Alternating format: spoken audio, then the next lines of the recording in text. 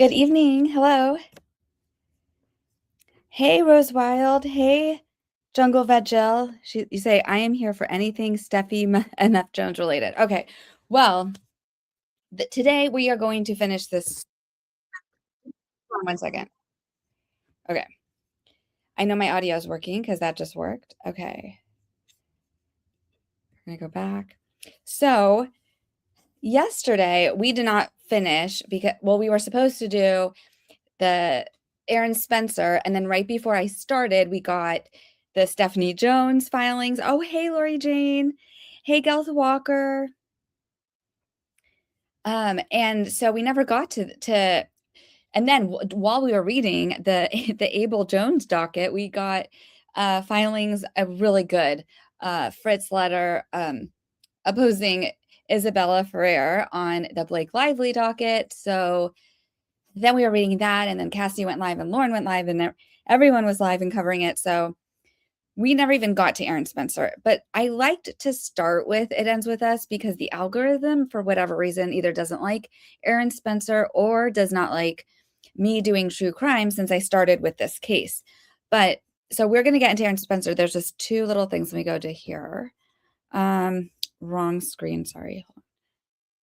Okay. One correction. Okay, now this doesn't have anything. I don't know what that was supposed to be. Oh, it was this. Hold on. So I had one quick correction. So yesterday actually this whole week I've been so tired. We had family here and still going on. But we read this text and I was like, who's this redacted person? And I don't know how I missed it. I mean, it's not an excuse. Being tired is not an excuse because I guess it was pretty obvious. But to me, the reason I didn't think this was Stephanie Jones, or sorry, I didn't think this was Jen Abel, was because why is it redacted? It was her filing. I think that was a mistake. I don't think she meant to be redacted because it was Stephanie Jones, Jamie Heath, and this person obviously was Jen Abel. And I don't know how I missed it. And there were some parts where she says she literally calls out Jen, like she's talking to Jen. And they just like had her name redacted. So I figured, I mean, it was obviously Jen, but I figured it must have not been Jen because it was redacted, if that makes any sense. But just wanted to correct the record for that. And then the last thing I didn't get to yesterday was, and I think this was really important. Where'd it go? Okay. So you remember the arson case? The guy who lit Steve Sarowitz's home, like the front of his home on fire, and threatened to kidnap the daughter and was trying to extort him. So it looks like he might, I don't know. We can't get these filings from this court. You literally have to mail in something. And then I had someone reach out to me who lives close to this courthouse. This is Lake County, Illinois, so like outside Chicago somewhere. And so someone was going to go to the courthouse for me, and then something happened, and I need to just send in another check and a request for documents. But every time you have to get them to give you an estimate, like you have to know exactly what documents you want. They'll give you an estimate, then you send in the check, and then you wait, and then they mail you the records back. And sorry, not even check, it has to be a money order. So, or you pay by credit card first, but it's ridiculous. I don't understand why they can't just email them. But anyways, there's a lot of filings, and then they've sealed. It looks like they sealed the because see, these are all non-traffic complaints, but there was the original. I want to know what these are because I feel like I had originally requested that. Anyways, going back, so it looks like, I don't know what this means, but it looks like he might get probation. But the charges, I mean, it was like arson. There was a lot of charges.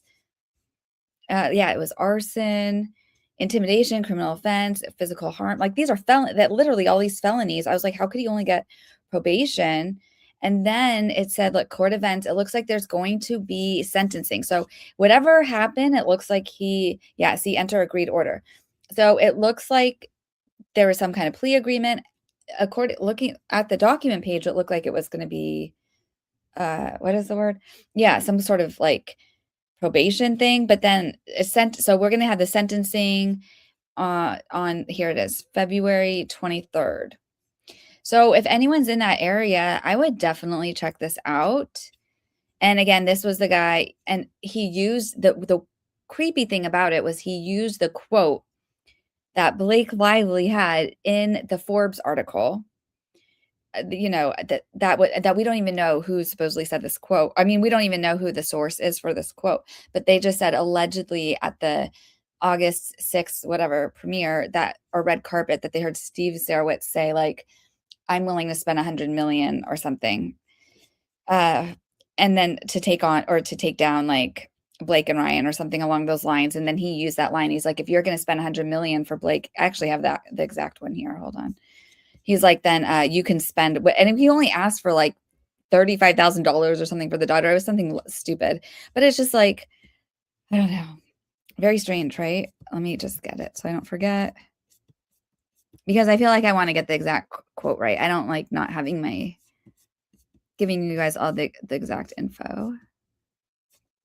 Oh, here we go. Let me share this tab. And it was weird. When I started first covering this, yeah, Eduardo Aragon, when I first started covering this, like all of a sudden I got locked out of my X account and I was like marked as spam. Very strange. But yeah, Aragon is the scumbag charged with terrorizing Steve Sarowitz and his family, threatening to off his daughter and committing arson on the front of his home. Yes, he's threatened Sarowitz in messages that reference Lively's unfounded allegations, specifically those that were amplified by the Forbes article. And it says, if you guys are prepared to spend 100 million to ruin the lives of Miss Lively and her family, we are sure you can spare a few for your daughter. And I have a whole thread on this because there's a lot of weird things. Because what happened was Lively put this quote. She just put this, not attributed to any source, puts it in her filing, I guess sends it to Forbes. Forbes runs with it. And then Lively quotes Forbes in all future filings when she would reference this quote. So she makes it seem like Forbes did some sort of investigation and found this quote, but it was her and there's no source for this one. I mean, what a weird thing to say, Anyways, I'm going to check in. How is everyone doing? Where are you? It's Saturday where you are? Where do you live, Gelth?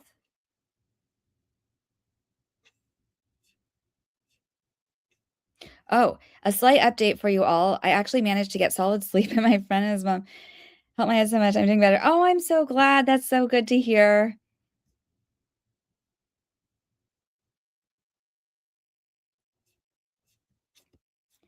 My audio is not working?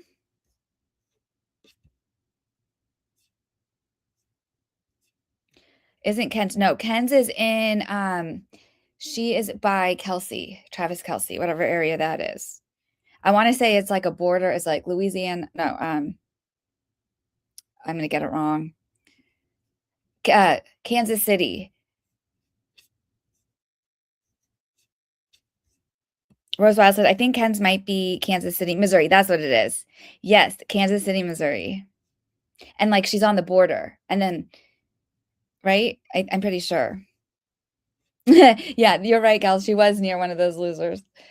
Christy says, has anyone contracted the flu bug? Oh my, it hit me last night. Even my underarms and ears ache along with a temp. Thanks for distractions. Well, this also gets me censored on X and people don't like to hear it.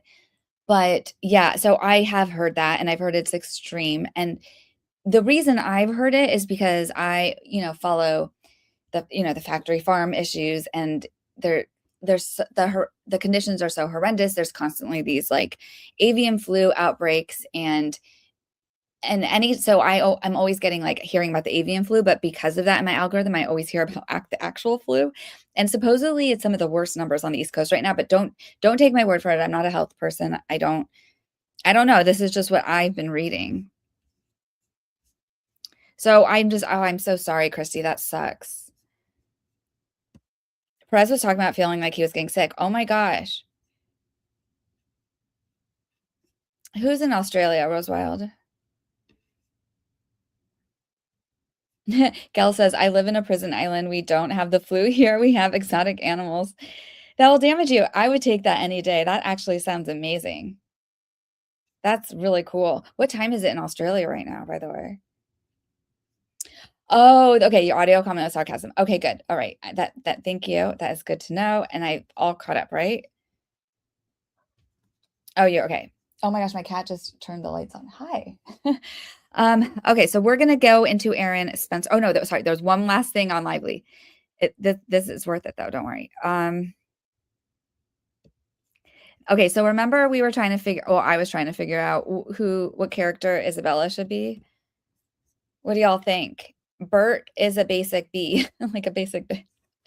Like instead of Isabella is a basic B. I think she's Bert. That is who I'm giving her because I just think everything I've seen her do is she's just, I don't know why she's doing this, but it makes me feel like, she's not exactly gonna have the most amazing career or anything. I don't think like she has the talent or the morals that we'd expect. Okay, so let's go to, now we're finally into Aaron Spencer. We waited long enough, right? Gail says you're surprised they're not claiming that no, they're not saying that it's the C, whatever that they're saying that. No, they're just saying it really, like, the flu is just, it's so bad and whatever. I mean, I always feel bad because I don't want to like alienate people, but I honestly think like that, if we didn't eat animals, it would solve all the problems in the world because a lot of these, I just think we get sick. I think people get sick and they're eating things that make like, what is it? Antibiotic resistance. And I don't know. I just think we keep getting sicker and sicker because we are giving like antibiotics and shots and all these things to these like, to the animals, and then people are eating them. And then all these, there's like what is it called? Antibiotic resistant, like strains of all these different things. And I don't know, or just people are getting sick with the flu. Maybe it's just a bad flu season. Sometimes the flu shots they basically guess based on like the previous year or something. So sometimes they're wrong and maybe just that didn't work. I don't know. I have no idea. But I should probably just never talk about any of those health things again because that's not my expertise. Oh, there's something going around. And you know what? Also, it's winter and you have to think about it. It's the time of the year most people travel. It's one of the most stressful times of the year. So people's immune systems are already kind of weakened and it's winter everywhere, and I just think it's easier to get sick. Basic Bert, yeah. Beaker, yeah, that's a good one. Okay.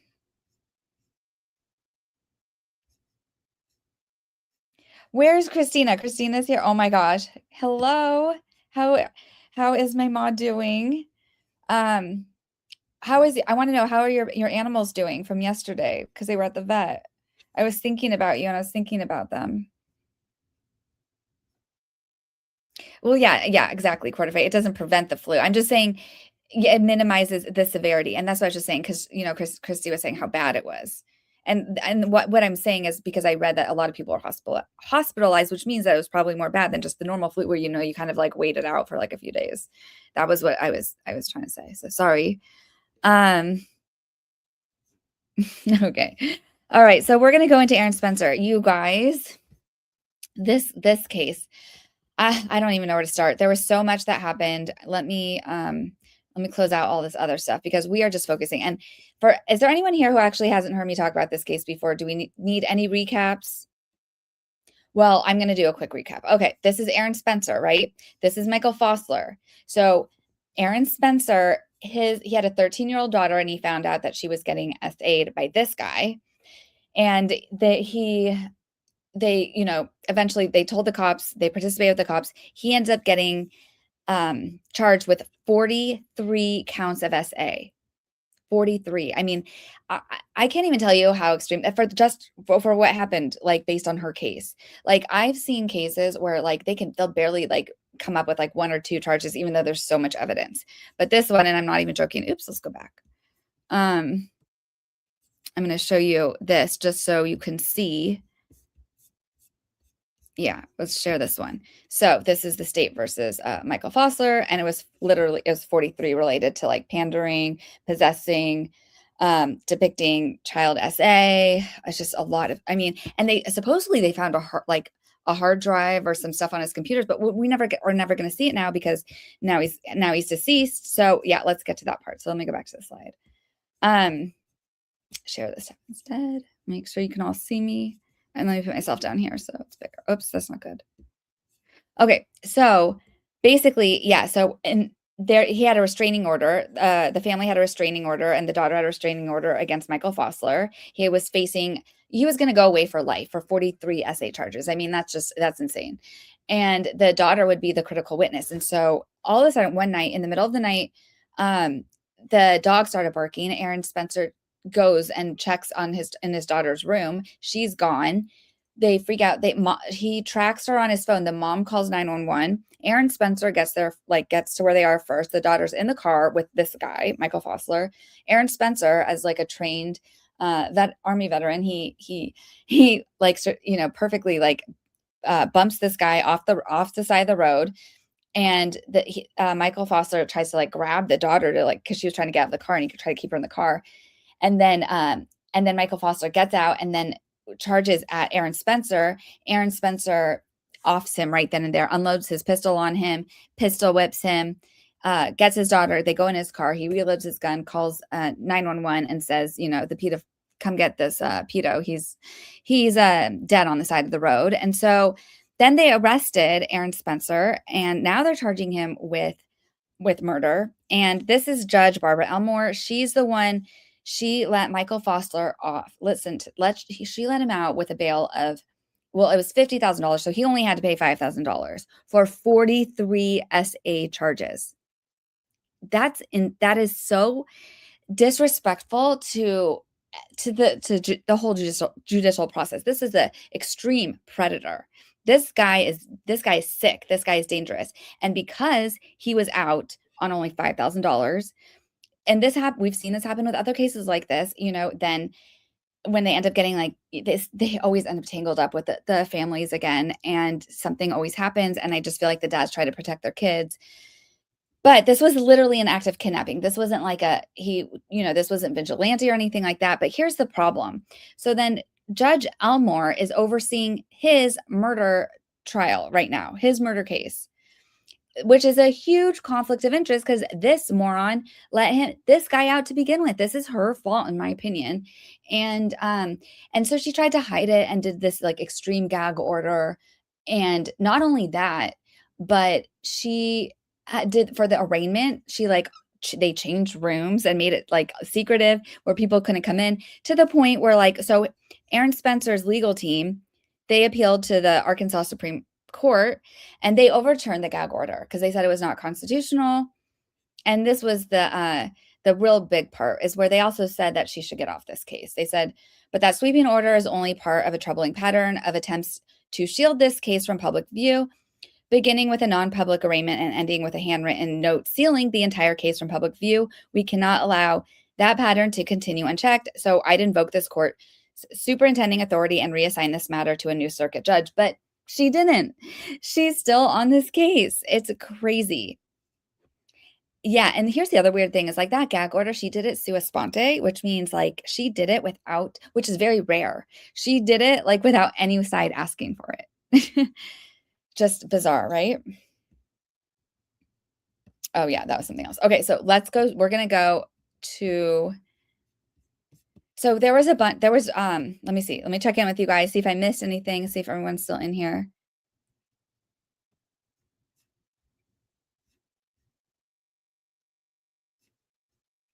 Oh, good. The animals are their general checkup and they're doing good. Okay, good. Okay, Jungle Vet Jill says she has to stay silent on this. I'm sorry. Whatever I said, I'm sorry. I don't care. Get your shots, don't get your shots. Maybe it helps, maybe it doesn't. I don't know. But Jungle Vet Jill, she's a legit veterinarian, so she probably knows a lot more than I do. No, it's okay. You didn't mean you can bring it up. Things come up, and sometimes I'm not always going to have the best answer, but I will try, or I'll just move on. And we're going to figure. We have a lot of cool things. We have a lot of things to read for this drop. You guys, your minds are going to get blown because I only read the first few, and then more dropped today. So, and that I haven't even opened. So it'll be a surprise for all of us. Oh, you don't know anything about this case? Okay, so don't worry, we got you. Yeah, everyone's allowed to have different opinions, and you guys are so respectful and so nice that it's I enjoy hearing everyone's opinions. Oh, that's so cool. Thank you. Make sure you oh, thank you so much, Christy. I really hope you feel better. Yeah, that judge is evil, right? Yes, Christina, we need to start holding judges accountable when they do stuff like this. I know it isn't realistic, but these people that have several arrests and keep getting out, then hurt people. Yes. And then Lori, who is the one who brought this case to me, and it's like it's just so crazy because like I remember my grandfather had told me about this case, but I had forgotten that. And it was the weirdest thing when I was at his house, I, like, kind of remembered because it was, like, a long time ago, and then I didn't really look into it, there was a gag order, so there wasn't any more information coming out about it, and then Lori brought it up, and I remember I, like, kind of knew it, but I didn't know everything, and wow, Lori, like, I'm so glad you brought this up because we need and tell me if I'm saying this right, because someone corrected me on one of my other videos for this. They're like, you have to say it Lowanoke County. They're like, you're pronouncing it wrong. I was like, okay, I'm gonna try. So I think it's Lonoke County. Is that right? And basically, yeah, we need all the jurors there to know what jury nullification is.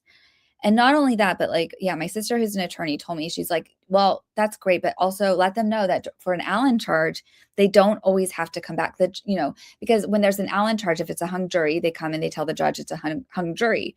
And then usually the judge will, issue an Allen charge and basically tell them, you have to go back and try again. You have to try to get a verdict, see what you can do. And then, sometimes they come back with one and sometimes they don't. But it doesn't mean they have to have a verdict. And because I've seen, oh my God, the Sonoma rescue trial, you guys have heard me talk about Judge Laura Pasaglia. She sent a jury back 3 times, and the third time knowing that the count was 11-1. And this was for 4 trespassing charges. Like, that's why I hate big AG so much, big agriculture. But well, anyways, so yeah, so basically, we need to make sure they all know about jury nullification and know that, like, even if you get an Allen charge, you don't have to, you don't all have to agree. You can stick with what you think is right. Jungle Vet Jill says, I'm more opinionated about Blake and Justin than actual problems like the flu. Well, I have my opinion, and my opinions, like, of that judge are also, yeah, I have a lot. I have a lot of opinions about that case for sure. Oh, I said it right? Okay, cool. Thank you.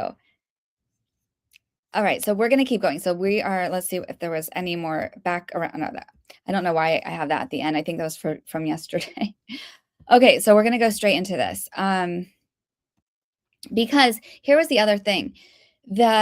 For just to catch everyone up, just so we remember. So when he first found out that his daughter was SA'd, when he very, very first found out, he went to, it was a family friend, and he went to her house to be, because she was the one who entered, it was her boyfriend that did this, the 67-year-old man. And so he went to confront her and was like, I want to know where he lives, whatever. I want to get in touch with him. And then either that person or whoever was in the room and heard, or someone she told was a mandatory reporter and told the cops.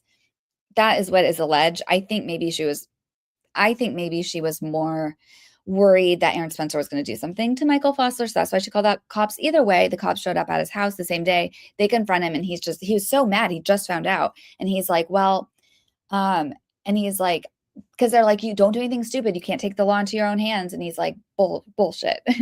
And so that's all he said. But then they talked him down, because he's like, what's going to happen? He would go away for a few years and come out, and then he would F more kids. And one of the cops had this happen to their kid, and the predator did come back out.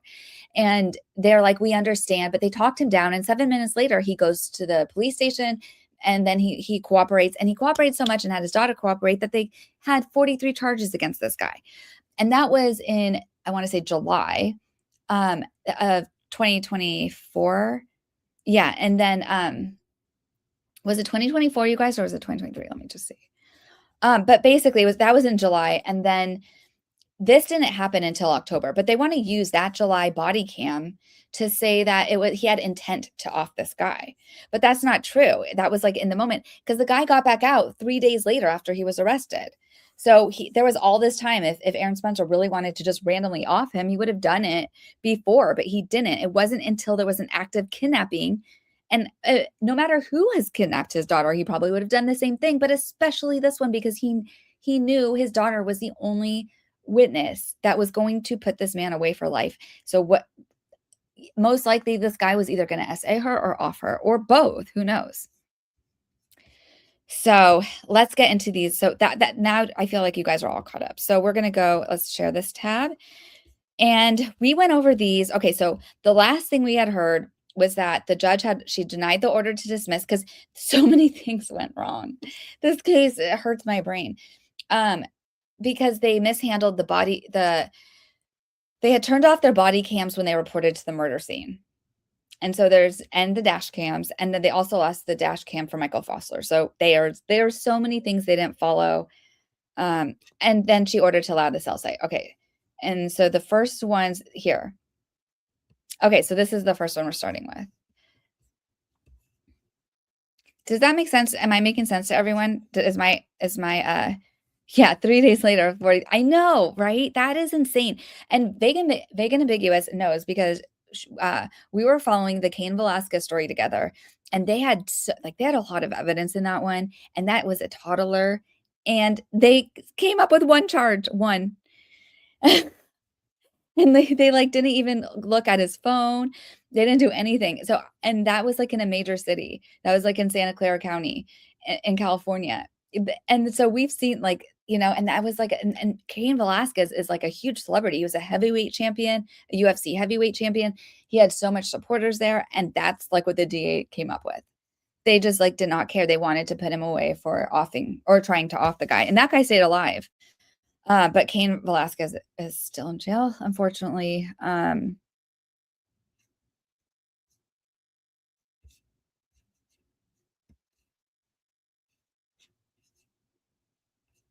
Look, I didn't know. Okay, any trash panda escapades. Okay, yeah, sorry, this was a punchline. I forgot this, Lori. Thank you. One of the things I love, if you don't already love Aaron Spencer for protecting his daughter like a champion, the man is running for sheriff right now while he's like about to, go to trial. And what day are we on? The 9th. His trial is the 26th. He's about to go to trial for murder, but he is running for sheriff because he wants to fix that town. And when you see what's happened with this case, you'll know why. People say it was a 9N on purpose. It was 9N on purpose. You have to tell me what that means. It was, people say it was on purpose. So what are you saying? That people say that you have to tell me what you mean. Like that they purposely are trying to put him away for murder? Oh, because he's running for sheriff? I don't know. Or they're saying that it was on purpose that they're saying the cops turned off their body cams on purpose when they showed up? You have to tell me. And that was okay, so yeah, let's just start. Let me open this one. So here's the first one. And it's so funny after reading like the Blake Lively, like all those dockets, like these ones, look how big the font is. Like these don't even look real. Okay. This is a judge's order admitting defendant's prior statements. On this day, after reviewing the motion, wait, let me make sure. Can you guys still see me? Should I put myself down here and make it bigger? Yeah. Okay. We'll go right back. Oops. Okay. On this day, after reviewing the motion, response having heard witnesses' testimony and arguments on admitting defendant's prior statements, the court finds defendant's statements are relevant because they bear directly on defendant's intent, motive, and state of mind preceding the charged offense. Defendant's own statements reflecting hostility, intent, or attitude are admissible to assist the jury in determining intent. To the extent the statements reflect the defendant's view about resolving disputes through personal force, they are admissible for non-character purpose under 404B, including proof of motive. Are you kidding me right now? Oh my God. Motive, opportunity, intent, preparation, plan, knowledge, identity, and absence of mistake or accident. Any lapse in time between the statements and the charge offense affects the weight, not the admissibility of the evidence. So she's basically admitting, like, yeah, he did that. Like the moment he found out, he said it. He was upset. He was saying things, but he didn't even say anything that bad. And then within minutes, he calmed down and cooperated, with the cops. Like, and then this guy was out. He was out for a joke of a charge, and Aaron Spencer never did anything. Aaron Spencer responded to an act of kidnapping. My God, I hate this judge. Finally, the court finds the probative value of the statements is not substantially outweighed by the danger of unfair prejudice. The statements are the defendant's own words and are highly probative of his mental state. It is ordered that the defendant's statements are admitted. This is so wrong, in my opinion. This is everything about this is wrong. This makes me so mad. Oh, and you guys remember his prior statement, right? It was just we read that transcript where that's all he said. They just told him like you can't take your law into his own hands, and he said bullshit. That was it. My God, goodness. Okay. Again, Lenoke County, like I don't know, like why is this filed slanted? Okay. Lonoke County, I mean. Order denying remote testimony and requiring in person. The parties previously requested witness testimony by Zoom. After consideration of the previous hearing in which Zoom was used, and after considering the nature of the proceedings, the court finds that in-person testimony is necessary to ensure the witness is not being coached or influenced, prevent exposure to extraneous information, prevent the solemnity and integrity of the judicial process. The defendant's rights under the Constitution confrontation clause are paramount in criminal trials. It is therefore ordered all witnesses shall be physically present in the courtroom to testify.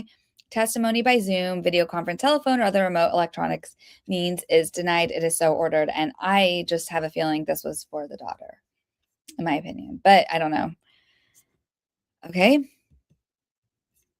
If anyone is keeping tally, I feel like I think the first one is totally wrong, and I think this one is like whatever. I'll say it fine, but I'm not happy about it. But so she's 1 and 1. Okay, next one. How y'all doing?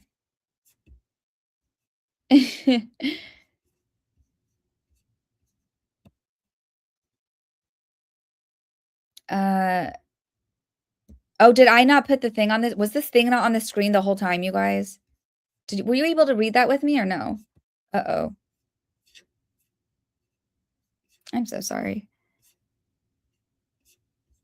I love you, DFJ. I love you guys too. Thanks for putting up with me. Whoa,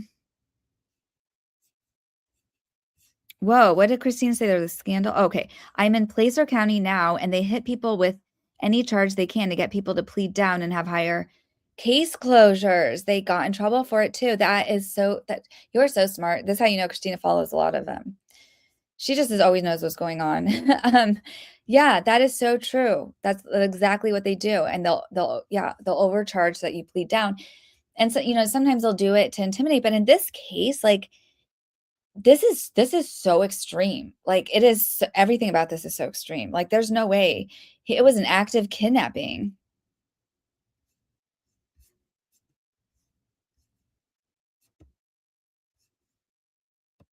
I just realized I said what county I'm in when I usually tell people another location. Oops. Oh, oops.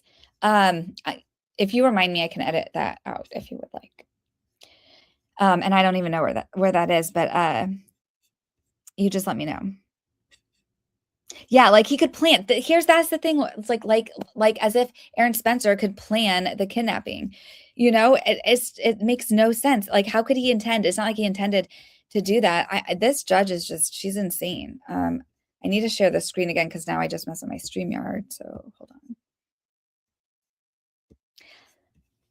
And I actually have a second screen, so I'll be able to see things better. But I don't have the thing that what is it called? The adapter, the charger for the screen, whatever it's called. For whatever reason, I have the screen and I don't have the other part of it to turn it on. So once I get that, I'll have 2 screens and hopefully I'll be able to make sure I have everything on the screen so I can see it at once. You saw it? It was on the screen. Oh, Vague Ambiguous says that's not taking the law into your own hands. He was protecting his child. He has an obligation as a parent to protect his child. Thank you. Exactly. Thank you very much. And it was the middle of the night. It was a kidnapping. And the way you could I just think this judge is so stupid because the way you could explain it, I think no matter who was in the car, I think it would have been okay for him to do this regardless. But especially someone where there's a restraining order. Oh, and they're not allowed to bring up the 43 charges because they were dismissed because he's dead. It's insane. Oh, thank you, girly. How are you doing? Please remember to hit the like button. Thank you. Christine says, I could have taken it down myself. I don't care. Really, just that I usually say Sacramento because it is more well-known. Okay. But if you'd ever wanted me to edit out, you just let me know. As a parent, you have to do what you have to do. Consequences be damned. And so, like, yeah, that's the thing. It's like this, he didn't just go out and off the sky. Like, this was like literally an act of kidnapping. Like, if he like was, if this guy was in the, like, had come into the home, you know, and coerced her out, and he had offed him there, like, I don't know, like, would they still be charging for murder? I'm just don't know. Yeah, not the HDMI. Yeah, the AC cable. I think that's what it is. Yeah. It's because it's like a DV, whatever that is. The DV is 19, and I have like every other DV number of every single other cord in my entire house except for 19. So I just have to order it. I'd go to jail for my kid in a heartbeat. I know. And I honestly think he saved his child's life. And yeah, in a moment like that, you don't even think about consequences. You think about your child. And that just like, I really do think that I just think it's a primal instinct, you know, to protect your kid. And you go in, you know, maybe you want to say moment, like a moment of insanity, but I don't think it's insanity. I think it's clarity. I think like your senses are heightened to do everything. Everything stops except to do and make sure your kid is safe. And that's what he did. But it was like an act of kidnapping. I mean, I think if it was the police that were there, I mean, who knows? They might have shot him too because he was trying to get away. He said he'd do it again. Oh, Aaron Spencer said he would do the same thing. Yeah. Exactly. So let's see how the next filing goes. Order. Okay, we did remote testimony. Okay, here's the next one. Okay, order requiring timely submission of juror questionnaires, voir dire questions, witness lists, and identification of expected family members. That's weird. That's not normal. On its own motion, the pursuant to the court's inherent authority to control the conduct of trial proceedings, voir dire, and courtroom admiration, the court enters the following order. The court previously stated that juror questionnaire shall be submitted to the court by January 14th and proposed question be submitted to the court by January 19th. The proposed questionnaires and questions shall be submitted in writing, clearly labeled and organized by subject matter. The court will review, modify, approve, or reject all purposed questions in its discretion. Okay, that's weird because is she going to be the only one asking questions then? Because I understand that they do come up with their own questions, but also sometimes the lawyers will ask, you know, additional questions when they're doing the questioning. Because this says all proposed questions. I don't know. Only questions approved by the court shall be asked of the yeah, that's why only questions approved by the court shall be asked of the potential juror. The court may conduct voir dire itself and may limit or prohibit counsel to conduct as necessary to ensure fairness, efficiency, and compliance with the Arkansas rules of evidence and case law. Each party shall exchange a final witness list, identifying all witnesses the party reasonably intends to call during the trial. The witness list shall include the full name of each witness and, with all expert witnesses, a brief description of the witness's expected testimony. Okay. The party shall follow all criminal rules of procedures and applicable rules of discovery concerning all witnesses. Said list shall be given to the court by January 12th. So what is that? Is that Monday? I think, right? Because today's the 9th, 10th. Yeah, Monday. So I wonder if that means we have access to it. Absence good cause, no witness not disclosed in accordance with this order shall be permitted to testify. Identification of expected family members that will attend the trial in order to maintain courtroom security and to address any issues relating to seating or emotional displays before the jury. Said list shall be given to the court. I don't think I've ever heard that before, where you have to give them a list of which family members are attending. Is this like because the daughter might be attending? I mean, I'm so confused right now. I think that's not normal. This requirement is administrative only and shall not be construed as limiting to the public nature of the proceeding. Yeah, she has to say that because the Supreme Court of Arkansas already told her she's totally was completely out of line with the way she was trying to prohibit the public from accessing this case. The information shall be solely for purposes of courtroom management, security, coordination. Okay, sure, Jan. Failure to comply with this order may result in exclusion of witnesses, limitation on voir dire, and juror questions and other appropriate sanctions within the court's discretion. Okay. Barbara Elmore, like the glue. What do you all think about that? Oh, is it Wrathful here? How you doing? Like, wait, what the actual F can't bring up the 43 charges because he died and they dismissed them? The F kind of county is this? What is wrong with this judge? Has been having cocktail with Judge Gull. Judge Gull, for those who don't know, is the one from the Richard Allen case in Indiana where they she allowed, it was camera for one hearing and then never again after that. And so basically tried to completely shut out the public from the case in the middle of winter in it was Indiana, right? And so for people to get access to the case, they basically had to sleep outside in the snow in the cold conditions just to get a seat at this freaking trial. Not for nothing, but American police seem to shoot people for a lot less. Sorry if that's controversial. No, it's not. This was there was an imminent threat. There was a restraining order. He should have never been anywhere near this girl, this minor, that let alone in the middle of the night, and then he was trying to speed off with, I don't know, it was just not good. Thank you. This is exactly it. It's punishing the child again. How guilty she must feel. Chomos are dangerous. Exactly. That is exactly what this is. Because she needs her dad now more than ever. And she's going to feel guilty. And when she didn't do anything wrong, which brings me to another point because, Christina, I love you. Shoot, I'd go to jail for my dog. I'm the same way. I'd go to jail for almost if I saw any animal being hurt.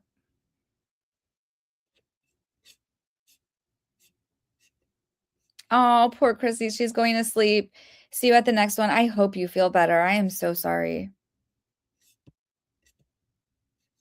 Did she let the daughter sign her name? Oh, did she let my daughter sign her name? Oh, because Rat said that's a weird signature, right? You guys are so funny. Yeah, look at her signature. Oh, you guys are killing me. Okay. All right, we're going to go to the next one. Let's see. So I think that one's really weird and messed up. I think I don't like it. I do not like what she does. Oh, okay. All right. This one is interesting. Let's share this tab instead. Order allowing opinion. Look how big this, this is just so funny. This isn't, once you, after reading all these filings, in the the Lively case or any case where there's a 12-point font limit and what, this is just, I don't know. It just doesn't look real. Order allowing opinion and reputation of deceased. On this day, after reviewing the motion, response, and hearing arguments of the counsel, the court doth hold. The court finds the defendant has raised self-defense. Under Arkansas Rule of Evidence 404A2, the defense may introduce reputation or opinion evidence regarding the deceased character for violence in the community. Specific acts of the deceased not known to the defendant are not relevant to the defendant's state of mind. Therefore, specific acts are not allowed. Okay. Why only in the community? What I don't really understand that. What if why can't they introduce reputation or evidence regarding his character for violence outside the community? What difference does it make? That's really weird, right? I don't really understand. Is this something has anyone seen that before? I've never seen that before. Very strange. This judge is like Lively and Steph Jones. They can't stand being wrong. Yeah. Rose Wild, I was lost in the sauce for a minute. Wrathful says it's 25 font. It's like me trying to meet the page requirement for a book report back in high school. size just big enough to go undetected. Yeah. And double spaced after the periods. Well, there's also this judge doesn't spell check because I remember some of the ones I read even before this. I feel like she doesn't have spell check. I feel like she's writing this like a notepad or something. Like, I don't know what's going on. But it's okay. We're gonna keep going. Order on expert witnesses. Okay, this is kind of like where I lost my mind, if this is what I think it is. Yeah. But it's okay. I'm gonna be good for now. So share this tab. Y'all see this? Okay, I'm gonna see. I wonder if it's better if I put myself down here. Okay, order on expert witnesses. The defense has given the state a list of individuals they wish to call as experts, and the state has provided a motion in limine. The court heard arguments on the issue at the omnibus hearing. The court stated then that some of the witnesses would not be allowed to testify. The court shall clarify. The listed defense witness, Jennifer H. Steele and Carrie J. Lando, testimony will confuse the issues in the matter and would not assist the jury in this trial of homicide. Based upon the information provided to the court, Dr. J. Consulting PLLC testimony would not assist the jurors and would only confuse the issues. Okay. 3, Clint Norris may qualify as a crime scene expert. The information provided in defense response indicates he may have the sufficient training, education, and experience in crime scene analysis and or reconstruction to qualify as an expert under Arkansas Rule of Evidence 702. The proposed testimony concerns technical matters beyond the common understanding of jurors. But this is 3A. However, no witnesses would be allowed to offer opinions regarding the credibility or truthfulness of any witness, including law enforcement officers. Oh my God. That the reason that she's saying that is because some of the officers said how it was not normal, that it was not they didn't follow procedure by the cops. Like, not all of a sudden they're saying that there was no body cam evidence when they showed up to a murder scene and no dash cam. And then they lost the SD. And then they lied that the guy who was supposed to look at this SD card lied and said all he saw was blue and red flashing lights on the dash cam footage from Michael Fossler's truck. And he's like, so that's all there was. And he's like, but we sent it to but then they put it back in the envelope. And then he says that they lost it when it was sent to between the time it was sent to like the attorney general and back or whatever. And it's like, that's when it proved he was lying, because they had an expert for that dash cam say that no, it records in this, because they said it was like 15 minutes. He's like, it records in this many segments and this many links. It would have like this many gigabytes of footage or whatever. And then, but the cop was caught because he said if he saw the red and blue flashing lights, if it was running then and it caught that, it would have definitely caught whatever happened before. And they want what happened before because it would help Aaron Spencer prove where Michael Fossler was, where he was driving around with his daughter, what the timestamps were. It would also help prove possibly the interaction that Aaron Spencer and him had when he offed him. But they're just they lied. So the cops want us to just, trust me, bro. Like the only thing on that card was like the blue and red flashing lights, nothing else. And so we lost it, but you got to trust me. That's what was on it. That was a really long-winded to say what I think that was about. Okay, so let's finish this. So they can't. So the witnesses can't state or imply that any witness lied under fabricated evidence or acted in bad faith. There you go. Oh yeah, because the other part was that, remember when they tried to pin the meth pipe on him? Because when they put Aaron Spencer in the car when they arrested him, Aaron Spencer was like, you guys, I see there's a glass pipe on the ground. Like, you might want to check that out. That looks like evidence for probably one of your other cases that you effed up. And then they tried to pin it on him for the longest time. And Aaron Spencer was like, do a drug test on me, do a DNA test on me. Like, that's not mine. And eventually they did test it. And his DNA was not on it. And he didn't have the whatever drug paraphernalia in his system. So then they just agreed, okay, well, we won't bring it up. But they never said, okay, it's not his. They just said, we won't bring it up.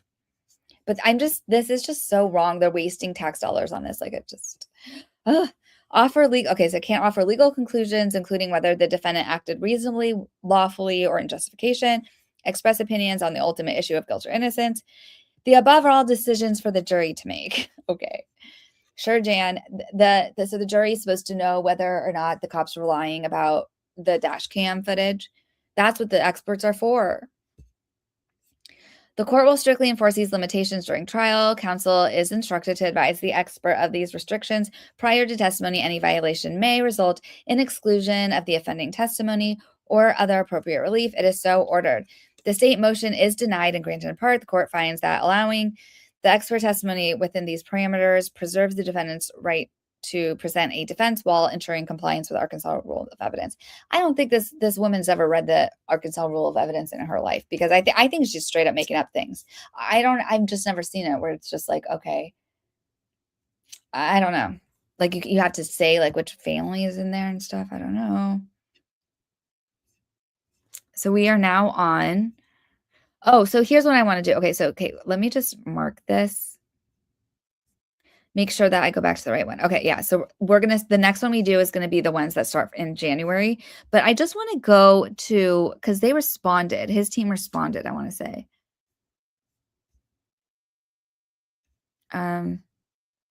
This one. Okay. Are you all still with me? Am I explaining all this okay? Wrathful. Looks like my birds ran across the paper with ink. Yes.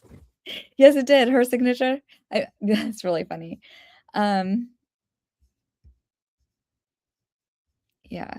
Yeah, Christina, how do you not spell check when you type? You just get squiggly red lines. I know, that's what I was thinking. Like, is she not using like an actual like Word document program or something? I don't know.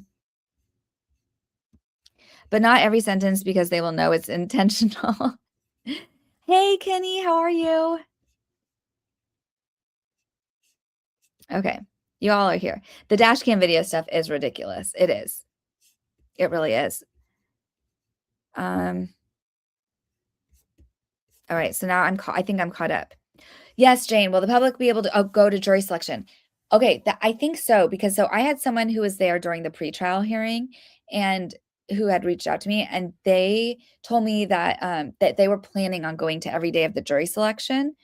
So I think it is. Now that the gag order has been lifted, or reversed or whatever, by the Supreme Court, like I'm just curious why like Long Crime and like Court TV haven't like applied for cameras, because normally we would see that like on a docket.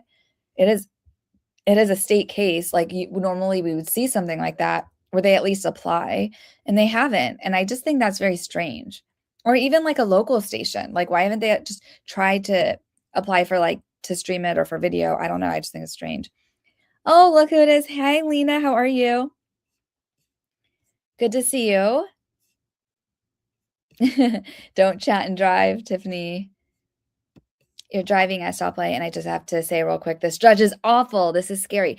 It is so scary. Thank you. And that's why, like, I'm just a little channel. Like, I don't know how much this is going to get out there, but I'm going to try to do my best. Like, I'll like clip it, and just, I want to educate the people of Lonoke County as much as possible. Like, you can, if you are called for jury duty, please show up. And please, if it's this case, you should show up anyways. But if it's this case, like, know what jury nullification is.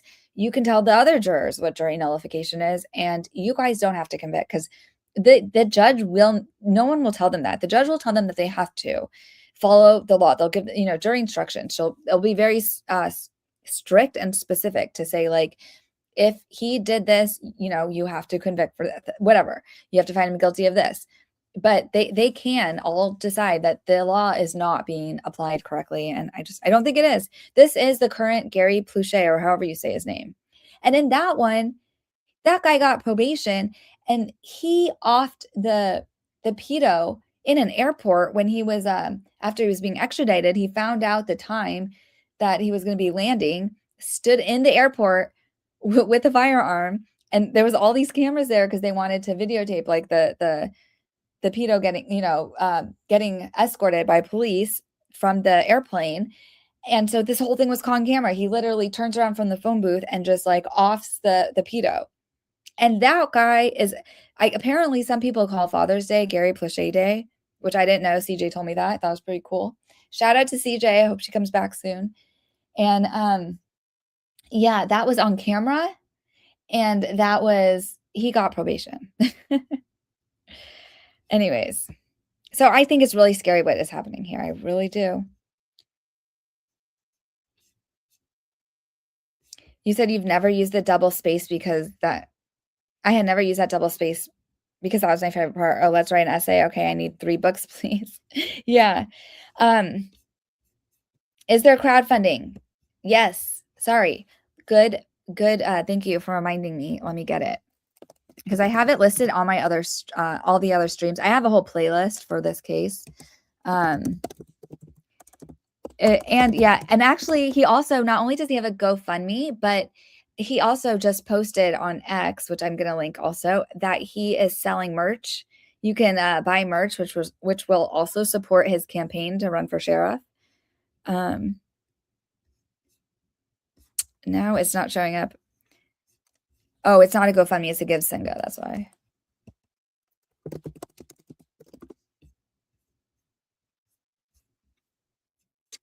I don't know why it's like, that's really strange. It's not coming up. Let me check real quick on one of my old videos for this, because I have everything listed in the descriptions on those.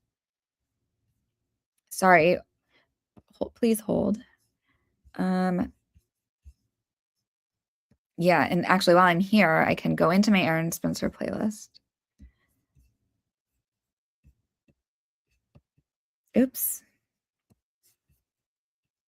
Sorry, you guys, 1 second. I'm so sorry.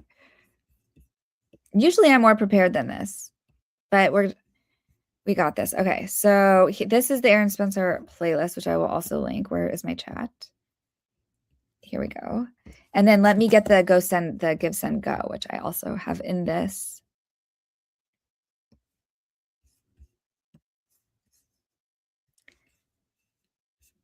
Here we go. Took me long enough.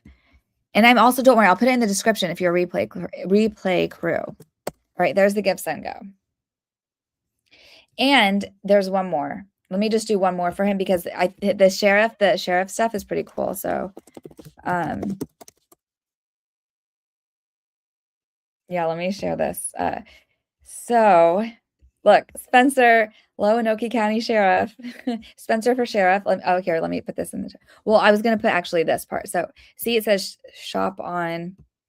So, this is what he's selling. You can get sweatshirt,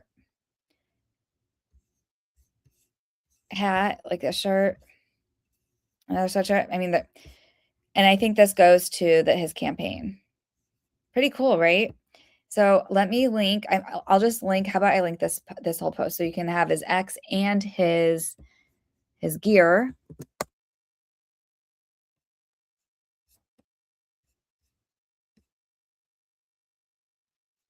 Okay, so we're gonna keep going. Oh, you have insomnia. What time is it where you are, Lena?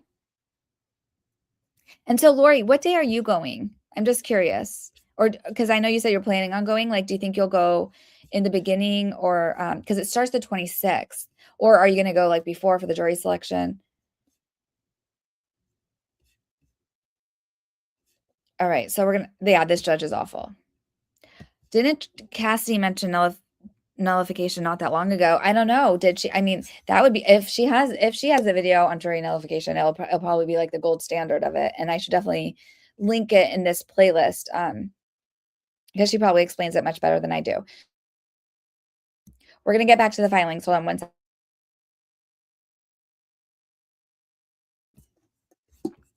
All right. So where are we at? Okay, so we were reading their response, right? This one. Comes now the defendant, Aaron Spencer, by and through his attorney at Lassiter and Casanelli, and for his motion states, expert testimony about the dynamics of child exploitation and how offenders use grooming tactics to abuse their victims has been repeatedly held admissible. So that's what I'm saying. So she said that an expert on child abuse it would confuse the jury. That's why she's saying they can't have their expert. Like, that's insane. Seriously, this judge, there's something wrong with this judge. I don't know. Her family needs to do like a what is it? The mental, you know, a wellness check. See what's going on with her head.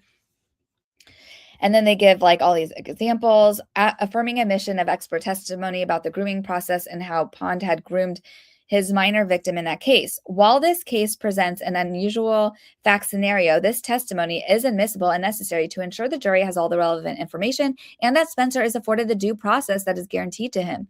The defendant, therefore, asked the court to receive the material herein and reconsider its prior ruling, which was made without any substantial information as to the anticipated expert testimony.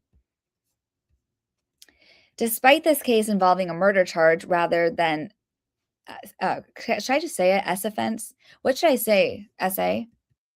Despite this case involving a murder charge rather than SA, the case law substantially supports the admission of evidence about child SA, specifically including grooming, and it is highly relevant to an understanding of Spencer's and his daughter's actions leading up to and on the night of the alleged criminal act. The evidence is relevant to understanding Spencer's daughter's actions for leaving her family home to meet with her SA abuser and Spencer's concerns that she was in imminent danger, even if she did not realize it. The testimony will clearly help the jury understand the evidence in this case. Yeah, that is a big deal. That is so basically, oh, you guys. So the DA said that she left willingly. Okay. Like the DA literally said, well, like this wasn't a kidnapping because she went willingly. Sorry, she's 13. He's 67.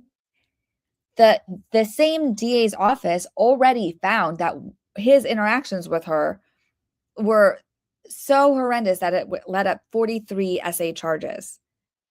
So to say that she left willingly is so inaccurate. It shouldn't even be allowed. It was the middle of the night. He has a restraining order. She can't go willingly. She's a minor. She was in her house. She was sleeping. So how do you explain it? You explain it because of grooming and the effects it has on the daughter. Or maybe he threatened her, like maybe that is also sometimes part of the grooming. Like, oh, don't say anything, or like, I'm going to like expose this about your family or something. You know what I mean?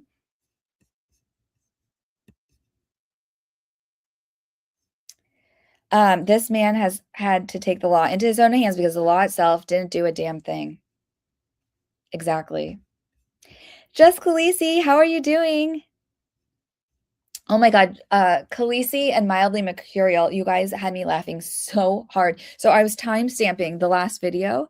And so when I do that, sometimes I can like see some of the chat that I missed because I'm like, waiting for like to put in the new timestamps and whatever. And Mildly Mercurial is like, wait, so DFJ has never seen, I think it was like Lord of the Rings or something. And just Khaleesi's like, DFJ hasn't seen anything. Yeah. And it's true. It's a true story. Like I do not see a lot of these movies.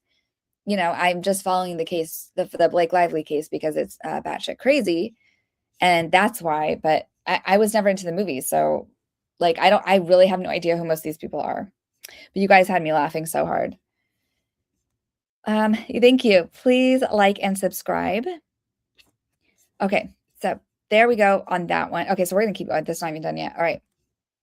It is essential that the jury understand certain dynamics of child SA in order to properly evaluate the evidence regarding the events leading up to and on October 8th, 2024. The state suggested that the minor was not being victimized and was not in imminent danger on October 8th, 2024, pointing to her having snuck out of the house with Fossler that morning and not actually kidnapped, and through her communications with Fossler and others, including her initiating contact with him earlier in the relationship and in reestablishing contact after his arrest. The jury should be permitted to hear from a witness who can provide testimony based on specialized knowledge, training, and experience to assist them in understanding the evidence about SA and contextualizing the interactions that led to the event ending Fossler's life on October 8th, 2024. Yeah, I should have just kept reading because they said everything that I was just saying. It's insane, right? While Spencer was aware of some dynamics of child SA, like grooming, and learning more after Fossler's July 2024 arrest, he is entitled to present the jury with evidence from an expert who can provide reliable and articulate testimony to assist the jury in evaluating the claims made against him. The defense has proposed Carrie Lando provide such testimony. Lando is a 21-year veteran of the FBI, where she primarily worked on crimes against children cases involving the exploitation of minors, including trafficking. She has worked in the field of SA of minors since 1996. She has conducted well over 1,000 interviews involving the exploitation of minors, including interviewing hundreds of victims and hundreds of offenders. There's a cliff note here, because this was about something with the daughter. Where did that go? Here. Even if the daughter didn't realize that she was in imminent danger. So then the cliff notes are is that what it is? This is not what is this called? I just totally spaced out. That's not a cliff note. What is that? The well, it'll come to me. Anyway, the footnote. Sorry, that's what it is. The footnote. Okay. The Fossler stood charged with 2 counts of internet stalking of a child that resulted in a meeting with a child under age of 15, a Y felony. I don't know what a Y felony even is. 2 counts of SA in the 4th degree, a D felony. 2 counts of indecency with a child, a D felony. Computer child P, a B felony. And 36 counts of possession of child P, a B felony. The evidence of these offenses was indisputable. In addition to violating an order not to have contact with minors, Fossler committed and attempted to commit these and other criminal offenses after his arrest and on the night of October 7th and the morning of October 8th. So he SA'd her that night. That's what they're saying. So disgusting. This is absolutely disgusting. This guy was a literal monster. Aaron Spencer took out the trash. Not just out of nowhere, because it was his daughter was actively in a kidnapping. She was in danger. Oh my God. Okay. I need to screenshot that so I don't remember this part. All right. She has received more. Okay, so we read that. Right? She has received more than 1,000 hours. Okay, we were here. She has received more than 1,000 hours of training and instruction in the investigation of crimes against children from various agencies, including the FBI, Department of Justice, and the National Center for Missing and Exploited Children, among others. She has provided training and education to law enforcement officers, social service agencies, healthcare workers, attorneys, parents, and school staff across the United States and internationally. She has provided expert testimony on these topics many times and continues to work with the child advocacy centers, other nonprofits, and state and federal governments, groups, and task forces to improve investigations, develop standards and protocols for law enforcement officers, and improve services to victims. As the expert witness, Carrie Lando can explain, offenders who SA children use manipulation, power, and control to gain access to and compliance by minors. They target minors who are vulnerable and often have boundary issues, feel lonely or misunderstood, or have self-worth issues, aligning themselves with the child's feelings and distancing others in the child's life. Minors struggle with a limited understanding of boundaries and are more trusting of adults desire the approval and affection of adults, and struggle to identify manipulation by adults. That was the other thing. It was really touching. I think it's on it's either on the GiveSendGo or on the Facebook page, I think. But the mom was explaining how her daughter was homeschooled, and so she just felt like he also kind of capitalized on that a little bit. How y'all doing?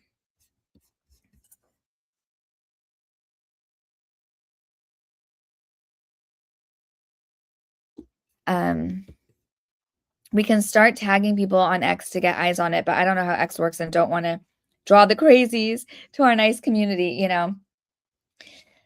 Yeah, that does happen sometimes with other cases. I think probably all of us are all stuck in the it ends with us algorithm. And I don't even know if this I just feel like whenever I post about him, it just doesn't get enough views. But what I'm going to keep doing is I'm going to respond two posts by the local like media and news stations in that county and see like, I don't know. To try to like, I just want people who live there to know what's going on, because those are the people that's going to be called for jurors. Hey, Kenny. Hey, Rose Wild, and anyone I missed as I'm in and out of the chat because working. Well, we always love to have you, and thanks for listening and for streaming and always trying to help and get us the numbers and stopping in and say hi. And I'm subscribed to your channel now. Kenny has a channel, by the way. Is there a way? Does anyone have it, Christine? Can anyone link it? I can try to find it real quick, actually. I think it's a music channel. I don't know, but I'm just excited for you. Here we go. And then you can see her milk jugs song that she raps, like for Blake Lively. Her milk jugs brings all the boys to the yard. Okay. Why felony is the most serious charge, usually involves, oh yeah. Okay. Is it weird? So they don't have like first degree felony, they do it by letters, or is that, I've never even heard of a why felony, I don't think. Sorry, I was busy tagging and then erasing my tweet and didn't see you come in. Oh, for Khaleesi, yeah. She's not old enough to make that decision. Exactly. And so it's just weird to me, like, because, for example, even like, let's just say the Johnny Depp case, all right? Amber was like alleging like abuse, and so was he. And even though they're adults, that, they both stayed in the relationship. And so how do you explain that to a jury? You bring in experts that explain, why maybe some people would stay in a relationship like this or whatever. You know what I'm saying? So why can't that be applied here? And in here is especially like, it shouldn't even be allowed. And I feel like most people listening to this, they will know this is a 13-year-old girl. It's a 67-year-old man. She was there in the middle of the night with him. Like, something's wrong here. And the judge isn't allowing any context. The judge wants the jury to believe, in my opinion, based on her rulings, the judge wants the jury to believe that Aaron Spencer woke up in the middle of the night and decided to kill an innocent man with a stellar reputation. No one can say anything bad about him. That's like what she wants. It makes no sense. And that a 13-year-old can just decide to have a relationship with a 67-year-old man that the same DA's office already said was highly inappropriate, to the point where they, found him guilty found enough evidence to charge him for 43 counts and issue like a restraining order. Just insanity. I know, Quarterfight. She's a minor, exactly. Even if she did, for her argument's sake, she's still a minor. Oh my God, this makes me so mad. I know. Yes, they said she left. Yeah. And like, and he was grooming her. And so basically, I think one of the cousins kind of knew about this, because Michael Foster would apparently like do favors for like things for them, like order them delivery for food. And he was even like, and I guess it's like public when that happens, or he Venmo'd them money so they could order food, something like that. And so, and that was public. And so people saw that, I don't know, or shared it with the parents. And so they've learned things now that he was still like trying to reach out to her, even after the court told him not to. When they said Goonies and DFJ said, but are they in a movie I would know? I know. I never saw it. I didn't see it. I don't recognize that guy. I was like, I mean, his face looks like I maybe would have seen him as something, but I can't. I feel like I've seen him maybe in a commercial or something. I don't know. But I can't. I don't know. You say it, you say all that stuff. I know. And I should have just said, it was just hard with the YouTube algorithm. Like, you say like the one wrong word, they have like a whole list of no words. And then you, yeah, they'll like give you a strike or give you a warning or take it down. It's just, it says I have, 2 channels. One is music and starting a podcast channel. Awesome.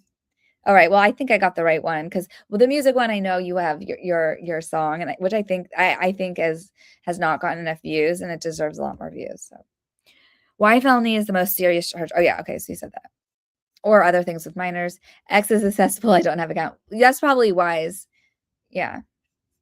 I don't have a Facebook account. I don't do well. I have a really, really old one. I haven't used it like in over a decade. And I think that way about like Facebook or and Instagram. Instagram scares me still, but because I don't probably because it's probably user error, but I don't know. I don't like it. I don't like it because I can't use it on the desktop the same way. Like more features are on the phone, and I think that's weird. And because it's connected to Facebook, so I don't like it. Which is like they're all bad, but I don't know. I kind of just have like a soft spot in my heart for X. DC are less serious, A and B serious, Y most serious. Is there a Z? Because I think he should have some Z felonies. Well, that is a wild way of assigning it, Vig. It really is. Rathel, she could teach you, but you'd have to charge. Well, look, the guy would have gotten away with it and murder too, because that judge is so arrogant. I know. He could have just offed her, where in the middle of the night, wherever she was, and no one would have known what happened. So sad. I don't do any socials besides YouTube. Does that count? Yeah, that does count. It totally counts. YouTube, this one's my favorite because it's live and I get to like interact with everyone. And but thank you for saying that because I'll know now I should be posting things I post on X. I should probably post them on YouTube too. If they're big. Exactly. The dad called the police, didn't try to run or anything. Exactly. Very true. Just absolute insanity. Okay, so we're going to keep reading this though. Ozzy. My cat, he sometimes brings in the weirdest, like if he sees an insect in the house. Yeah, sometimes like he will eat the head off a scorpion, but like leave the body. And I always know when he has something. Anyways, that's scary. Okay, let's keep going. Well, I say all of them, which is probably why my channel doesn't get seen. Oh, you do? Well, I think that's pretty bold. I should probably say all of them, but what I worry about is then I don't want this case to not get the views it should, so I'm trying to like be good. I don't know. My dog's TikTok account has become my Blake account to watch things. Be careful. We were always joking that Blake Lively would end up like subpoenaing our pets accounts. Okay, so let's keep going. Oh, let me take this off the screen. Okay. So we read that offenders build the trust of the minor through attention, flattery, concern, and kindness, and create dependence with the child becoming convinced he or she is part of the decision-making process and desensitizing the child to the depravity they experienced when in person. The grooming process can be subtle, but creates a dependence that the child views as a loving relationship instead of abuse. It is common for the minor victim to initiate or reinitiate contact with the offender to seek out the offender's love, concern, or forgiveness, and to express remorse for trouble caused by discovery of the relationship. Relationship is like not the right word to use there. Okay. The appearance of willingness or desire by the child does not change the abusive nature of the interactions. The grooming and manipulation create a bond between an abuser and his victim that renders the child unable to identify the danger presented by the offender. Instead, the child feels sadness, shame, and self-blame for failing to protect the offender, as the offender in the child's mind has protected the child. Evidence of this nature is not within the common knowledge of many jurors. Exactly. Grooming is a subject about which layperson would have little or no experience. The expert testimony is relevant in that it provides the jury with information about how to research and experience shows abuse of a child oftentimes does not occur all of the sudden. And then they cite some case law. Discussing the national acceptance of expert testimony concerning battered wife syndrome to help the jury understand the evidence. Such testimony can help explain the perception of danger, dispel misconceptions about patterns of abuse and response, make it easier to understand the overall context and dynamics of the abuse relationship, contextualize the circumstances, and assist in evaluating the reasonableness of the defendant's actions. Also in personal restraint of Owens. Okay, discussing and citing cases regarding expert testimony concerning battered spouse and battered children syndromes as helping the jury to understand perceptions and behavior at the time of the offing and relevant to reasonableness of act. And then this one is a federal case, U.S. versus Maxwell. Is this Ghislaine Maxwell? 2021? Is that what they're citing here? Collecting cases nationally where this type of testimony has been approved and explaining that opinions regarding child SA and grooming may assist the jury in understanding how a minor may be enticed, induced, or coerced into illegal SA without physical force, and may also assist the jury in assessing evidence that some alleged victims repeatedly interacted with Jeffrey Epstein, if it is, seemingly voluntarily even after they suffered abuse. Good job. You know what? Good job to this lawyer for throwing that in. That is an SEO word. So right now, I'm going to make sure whatever I do, I'm going to clip this part in this case because that was very smart of them. I'm really glad they put that in. Because even this stupid judge, that should be able to catch her attention, right? Like, hey, you're trying to hide things more than like the Epstein case. What is wrong with you, lady? Sorry, I need to have some tea real quick.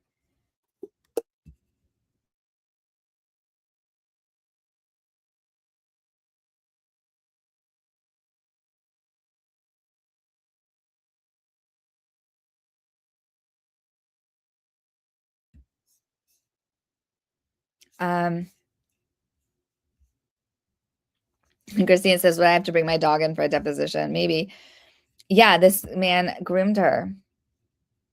For F's sake, he did. I just guessed with that one. I guess it does work. No, she is covering her butt. Oh no, she's covering her butt. Yeah. Oh yeah, exactly. The judge is covering her own butt. That's why she doesn't want this expert to explain grooming. Because she doesn't want any record of this case at all. Like, yeah, the judge is just, I can't stand her. I would love to know how many people have reoffended under this judge since she likes to let people go who don't deserve it. I feel like if we looked up this judge's cases, it would be extremely crazy. And that is a good point because at some point I was taking a bunch of screenshots of like comments around this case. I want to say like in the beginning when this first case like got attention in the very beginning, and then it stopped because of the gag order that she put in. But before that, I saw some other people say that they've been in front of this judge who has like let out whatever their abusers before and hasn't taken them seriously. Like, and people even said cases to look up, and I have to go look all that stuff up. It seems like because I was doing after like Lori mentioned this and I did my little deep dive, and I had put, I found a bunch of stuff, but there was so much, you can only present like a certain amount at a time. But I need to look into that. I need to find those and put them back up so they're all together. And we can maybe see, how many people have had a problem with this woman.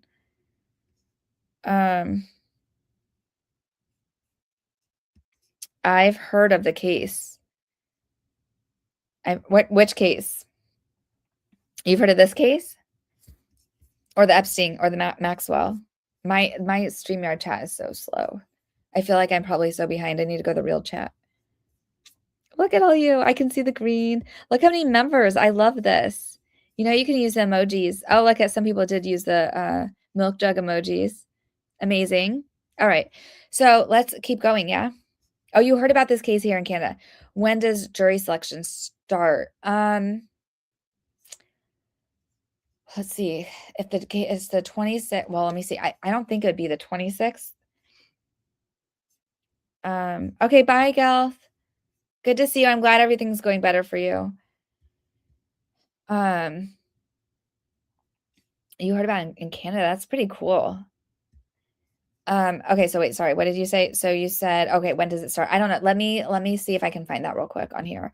I wonder if they say the case events, maybe. Let me see. So they did the pretrial hearings. Yeah, that was December 17th and 18th. And that was the other thing, like in the pretrial hearing. Okay, so she only wanted it to be a day, but there was a lot to go over because this is a pretrial hearing for murder. So then she was like, fine. The judge was like so annoyed that it would have to go like another day. She's like, well, it has to have a hard stop at 10 a.m. So come in early. She made everyone come in at like 8 a.m. And it was like, or no, sorry. She had them come in at 6 a.m. I'm not even kidding. Hold on. Let me just show this. Yeah, 6 a.m. This woman's a monster. She really is a monster. So she had them come in at 6 and was like, we have a hard stop at 10 a.m. because I have an appointment. And it's just like, you have an appointment. Like, don't schedule your appointments when you have pretrial hearings for murder. When someone's life, like when someone's their freedom is on the line, don't schedule your effing appointments. It's so disrespectful. She's so disrespectful to the justice system, like to the role of a judge. She should never have been in this role, in my opinion. I don't know what's wrong with her. Let's check out these dates on here and see if they have like a calendar maybe of when, if there would be jury selection. Okay. No. Wouldn't that be case event? Okay, milestone. I don't see anything.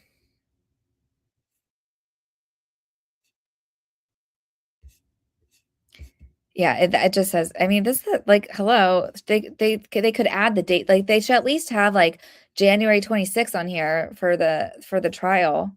So I don't know if jury selection starts the 26th or if they're going to start it before. Like if that's jury selection starts the 26th and then, we'll see. Okay, so let's go back to the filings. Where are we? Oh, we're still reading this one. Oh, okay. Are you all good? Is everyone following along? Oh my gosh, look, here's Trish. How are you? AFK but listening. Well, also congratulations because you're due for your baby soon, right? So congratulations. I'm so happy for you. And I'm glad that you said you only have like a few more appointments and then you're getting induced. So anyways, pretty cool. All right, so everyone good? What's AFK? Okay, I don't know what AFK is either. Away from keyboard. There you go. Yeah, sometimes I'm not like hip on all these acronyms. Away from keyboard. Cool. We all learned something new, right? Quarter fate. Okay, ready? Let's keep going. In this case, the circumstances and characteristics of the abusive relationship between Fossler and Spencer's child are consistent with what are commonly seen in cases of child sexual abuse. Oh, I said the word.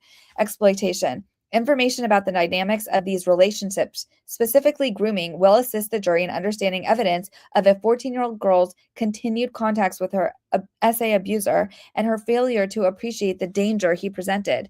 This testimony will help explain the perception of danger, dispel misconceptions about the patterns of child SA and responses of the child, make it easier for the jury to understand the context and circumstances presented, and assist in evaluating the reasonableness of Spencer's actions.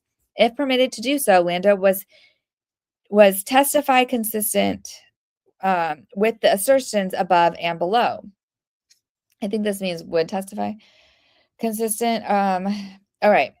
SA in these cases is primarily about power, especially when the adult is physically, emotionally, and socially more powerful. The dynamics of power and control in child SA cases are evident even when no physical force is used. SA cases are less about the actual act of S and more about the power, control, and exploitation of vulnerabilities of victims. When an older offender abuses a child, the age gap itself depicts a power imbalance, which this stupid judge should know. Like, she should know this. Or if she doesn't know this, then she shouldn't even be overseeing this case. Like, the minute the DA tried to say, well, the child went willingly, she should have immediately shut that down and been like, that's not even legally possible. It's not legally possible she could have participated in the essay, like, willingly. She should have shut it down. And instead, she shuts down the witness that could explain some of these things that I guess apparently the DA doesn't understand. I mean, I don't know. The lack of worldly experience for a child puts them at risk due to their lack of awareness and ability to sense danger, deception, and trickery. Children can be exploited due to a limited understanding of boundaries at their age, and they tend to trust adults easily. Children desire the approval and affection of adults, and they struggle with identifying manipulation by the same adults they seek approval from. Grooming is the systematic, deliberate use of power over a child. Offenders often groom children to make them accessible, vulnerable, and compliant. Predators involved in the SA of children use these manipulative tactics that are often referred to as grooming to keep the child engaged and convinced that they too are part of the decision making in these situations of abuse. The grooming of a child can include building trust through attention, flattery, and kindness, complimenting the child and paying attention to them, especially in moments when the child feels there is no one else doing so, is effective, and even more so if the child feels alone or struggles with self-esteem issues.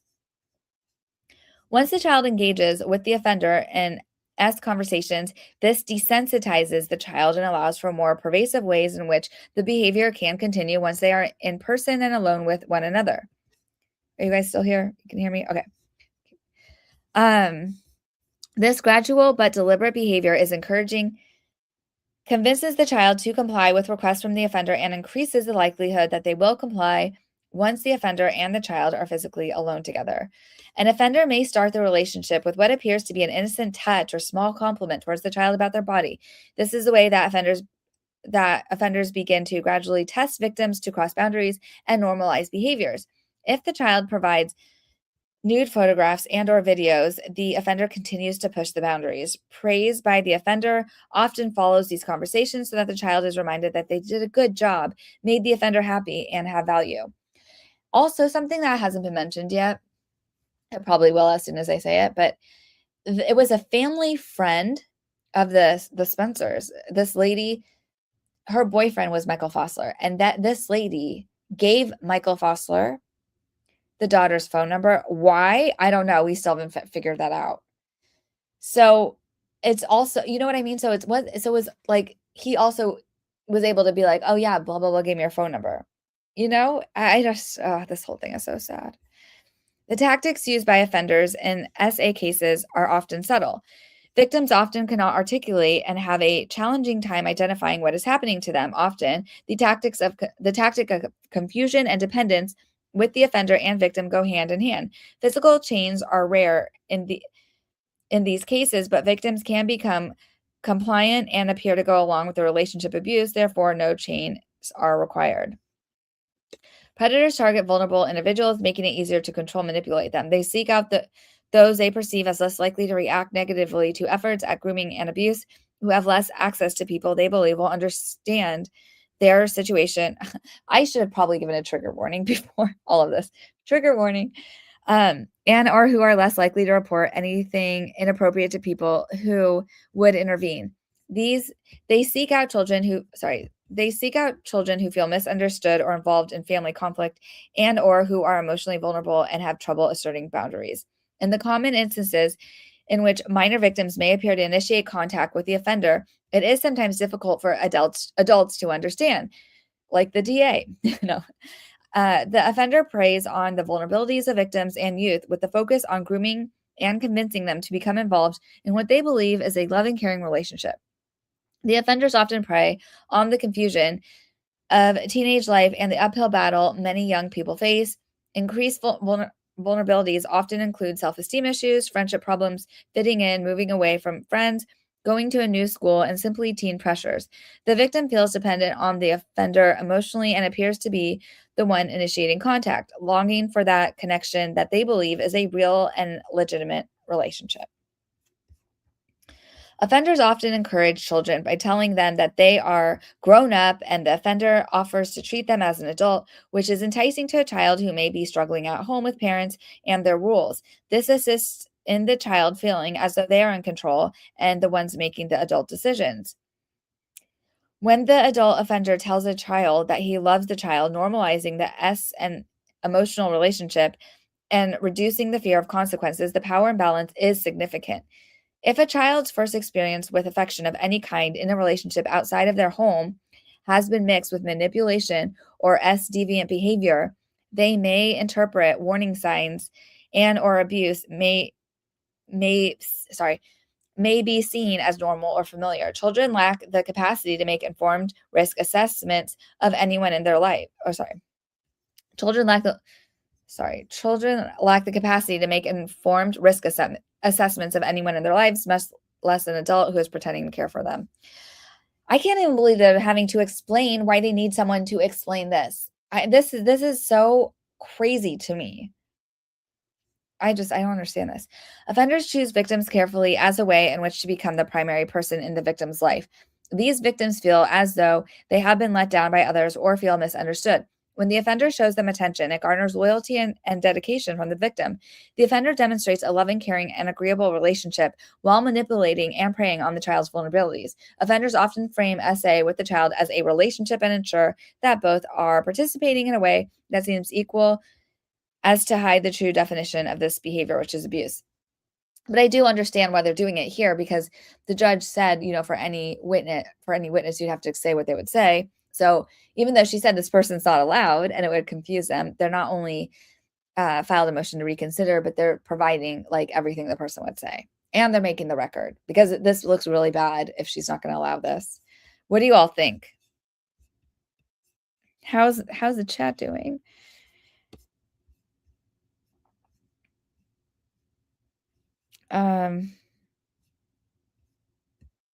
Oh, cool. Gelth is still here, but they're on their headphones, so they can't type and walk. Well, cool. We'd love to have you here. I was stuck on computer, like it doesn't start with K though. AFK has been around for 15 years. Okay. The youngins are educating us. Now I really want to look up this judge. Wrathful, seriously, like let me know what you find, because I think there does need to be a deep dive. And the fact, like, the Supreme Court, at least that one justice who called her out and told her to step down, I feel like they know something about her. Like, maybe this isn't the first time, like, defendants have gone to try to get something, to try to appeal something, a ruling of hers that has been absurd. I don't know. What about that order you read about questionnaire about jury? Did it have a date on that one? Well, it said the 19th was the last, or originally the 19th was like the last day questions were due, and now they said Monday is the last day the questions are due, so she can review them and probably like say what's allowed, what's not allowed, and then they'll have a chance to go back. I'm guessing it's starting the 23rd, but we're gonna find a real answer for you.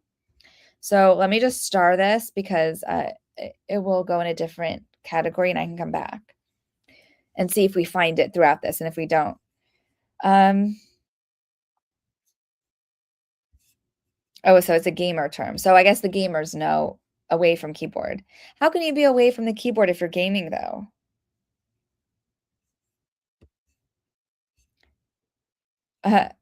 We have gamers in the chat. Yeah, this judge is not going to be fair. I don't think so either. Okay. This sounds insane. It's insane. Like the Karen Reed judge. So was the Karen Reed judge, like, was there anything bad about her before that case, or is it just because that case was so highly publicized? And did she have other cases where she had a reputation before that one, or no? Because I feel like this judge does have a reputation. Yeah, this judge should be removed. I agree. I'm just kind of disappointed that, well, actually I kind of understand, but I was kind of disappointed that his legal team, when they appealed the gag order, like they didn't also appeal like her, tried to ask for her to be off the case, but now that they did the gag, because they have to file a motion for her to be removed. And I guess maybe they didn't know, like, she'd probably deny it. And if they appealed it, they didn't know maybe what would happen. So that's why they stuck with the appealing the gag order. But now that they know, they could have filed something, but I don't know. Is it too late in the game? Like, that part I'm kind of confused about. But either way, like, Supreme Court told her it's a conflict of interest, just get off this case, and she's still there. Well, they recommended it, but they couldn't order it because it wasn't appeal. It wasn't brought to them. Yeah, hear that, Ryan and Blake? That's right. That you're predatory groomers. Yeah, I don't know. Maybe Um, okay. You guys, okay, so I'm all caught up. So should we keep going? Is anyone still even, are you guys still listening? Are you still engaged? Okay, we're gonna, oops, wrong one, sorry. Okay, we're gonna keep going. Offering gifts or privileges to create a sense of obligation and to normalize S behavior and reduce the child's ability to resist also occurs during S exploitation of minors. Offenders make promises of special outings with the child and often offer gifts or rewards to victims during their conversations. Offenders plan a future with victims to demonstrate longevity and promise that they will be together. Offenders often remind victims that they will never leave them and that they are in this together and for the long haul. Vulnerable teenagers who fear fitting in, hope for lasting relationships, and struggle with friendships and self-worth long for promises of longevity, which is why this tactic works so well with teen victims. So sad, right? Grooming also includes the offender agreeing with the child and undermining the child's connection with people in their life who she may feel at odds with at the time. Offenders who side with the victim appeal to the victim's mindset and are adored by the victim for aligning with their feelings while working to remove protective adults in the child's life so that the victim relies only on the offender for advice and comfort. Offenders work to be indispensable to a child so that they can become the primary person in their life, making the victim reliant on the offender. Many victims continue to express love and loyalty towards their offender even after being removed from the situation. Many victims feel shame, embarrassment, and are sorry for the offender that the offender got in trouble. And they blame themselves, most minimize the number of extent of the abuse or activities in which they engaged due to feelings of shame and embarrassment. It is quite common for a victim to reach out to an offender or attempt to do so after discovery of the abuse and even after the arrest. Victims often reapproach to apologize for their role in getting the offender into trouble and ensure that the offender is not upset with them. The victim's feelings of remorse, guilt, shame, and self-blaming are common due to the gradual normalization of the abuse. They often miss the offender and still feel they are in a loving relationship with the offender. These behaviors by victims are quite common, especially when an S relationship has developed and the trauma bond has been established. You know what? And also, it doesn't help for the DA to be blaming the victim. What is that called? Like victim blaming? Like she is the victim. She did nothing wrong. And for them to say these things, to even bring it up that she went willingly or, that like that this was some sort of even use the term relationship. It's just wrong. Oh, okay. The defendant seeks admission of Lando's testimony based on her experience and its relevance to the precise and substantial issues in this case. Although Lando has reviewed the evidence in this case, her testimony need not address the specific evidence in this case, and unless the court and state seek such testimony, the defense does not intend to do so. Alternatively, Lando is prepared and qualified to apply her experience to the facts of this case and testify accordingly. Footnote. To be clear, Lando can, but need not, testify about the application of her experience to the facts of the case. Lando is qualified to testify relating her experience to the facts of the case or to testify. Okay. Lando's testimony will assist the jury in understanding why Spencer's daughter appeared to go along with the, quote, relationship with Fossler. Expert testimony about grooming is certainly admissible if a party argues that a child abuse victim's conduct is inconsistent with abuse. See State versus Braum. Any suggestion that Spencer's daughter's conduct was inconsistent with being a victim of SA or inconsistent with being at risk of being victimized or inconsistent with her having been groomed for SA certainly renders this expert testimony highly relevant and admissible. It is admissible on its own, but it is certainly admissible if the state suggests, as it has in pretrial pleadings and conversations between counsel, that the evidence is inconsistent with Spencer's daughter being a victim of SA leading up to October 8th, 2024, the murder, with her, with her being at risk of future victimization or with her having been groomed by Fossler before and during this period of time. It is also certainly admissible if the state suggests in any way that her communications with Fossler or others or her sneaking out of the house to go with Fossler indicate she was not a victim, was not groomed, and was not, by her own conduct, at risk of further harm. And the 43 SA charges are from his arrest from her, from when they called the police about what happened to the daughter, because she's the victim. Oh, you guys, this drives me nuts. I need to have a drink. It's tea, but I'm gonna have a drink real quick. Hold on one second.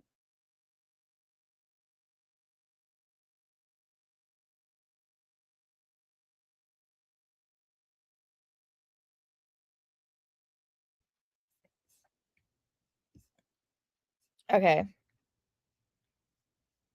Okay, she's Christina's engaged. Okay, married. um Gareth Walker says, I'm not young, I have gray hair now. Trish, I had to, because I asked if y'all are still engaged, and Christina says she's engaged, and Trish says she's married. Okay.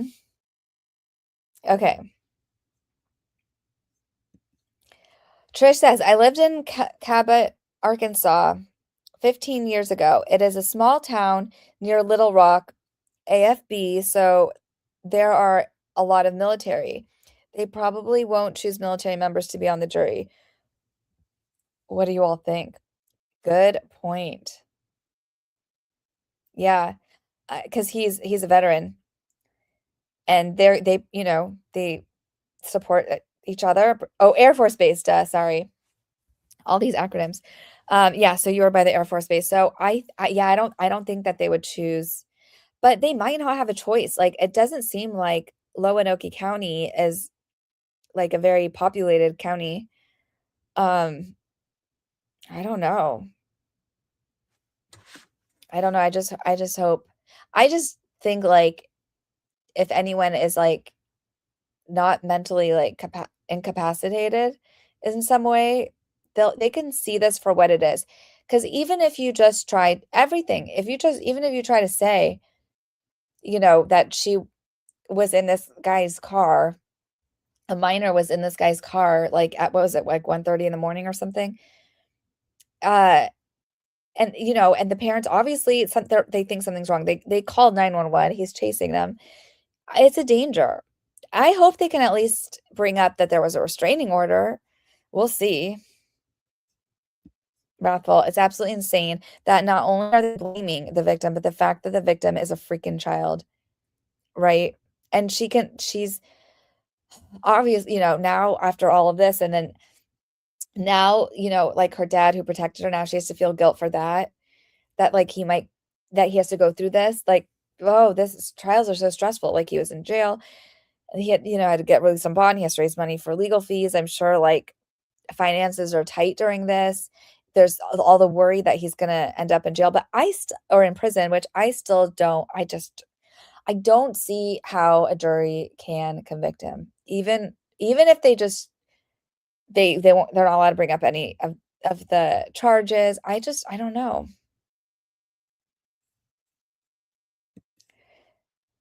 Trish, Searcy, Arkansas, and Harding University. Yeah. They only get two preemptory challenges on each side. Maybe three. For jury selection. I think that's what you mean for jury. Yeah, for jury. Okay, yeah. Okay, so let's keep going. A primary issue in this case is whether it was reasonable for Spencer to believe that his daughter was in imminent danger when she left her residence with the predator accused of SAing her in violation of the court's orders while the predator was attempting to commit, and fleeing from the commission of the very same crimes he stood charged for having committed against her. The evidence is admissible to assist the jury in understanding the evidence related to Fossler's grooming and abuse of Spencer's daughter, her actions, and the actions of other witnesses and Spencer relative to these events. It is relevant to the jury's determination of Spencer's mental state and as to the jury's assessment of the reasonableness of his belief that his child was in danger despite his apparent willingness to leave her residence with her abuser. It is clearly relevant to the unusual facts at issue in this case and the failure to permit such testimony violates Spencer's right to present a defense consistent with due process guarantees and will deprive him of a fair trial, all in violation of the United States and Arkansas constitutional guarantees. Wherefore, the defendant, Aaron Spencer, respectfully requests this court reconsider its ruling and permit Carrie Lando to provide expert testimony and trial, and for any and all just and proper relief to which he may be entitled. Wow. I can't even believe that. Like, I just can't believe that, because even in like domestic violence cases, they're allowed to bring in experts to explain why, why sometimes the victims stay. It's like, and in here, we shouldn't need, like, we shouldn't need it. But the fact that the state is trying to say that she was not a victim is kind of why we need it, to explain the grooming. The state made this witness necessary. In a general, okay, so sorry, this was a long footnote, so we didn't finish this. Okay, so to be clear, Lando can, but need not testify about the application of her experience to the facts of the case. Lando is qualified to testify relating her experience to the facts of this case, or to testify in a general manner as to the SA exploitation of children. The defense offers her testimony without reference to the specific facts of this case, but defers to the court as to the scope of her testimony in this regard. If the state and court prefer her to discuss the specific circumstances of the case, she will do so. To be clear, the defense seeks admission of her expert testimony either way, but with or without her addressing the specific facts and evidence in this case. It is the defense position that both are relevant and admissible, and thus the defense seeks admission of her testimony either with or without it, including her opinions as to the specific evidence in this case. Wow. They shouldn't even have had to file this. This makes me so mad. So let me go back to our, oops. Okay. So now we have another motion. This is from the second.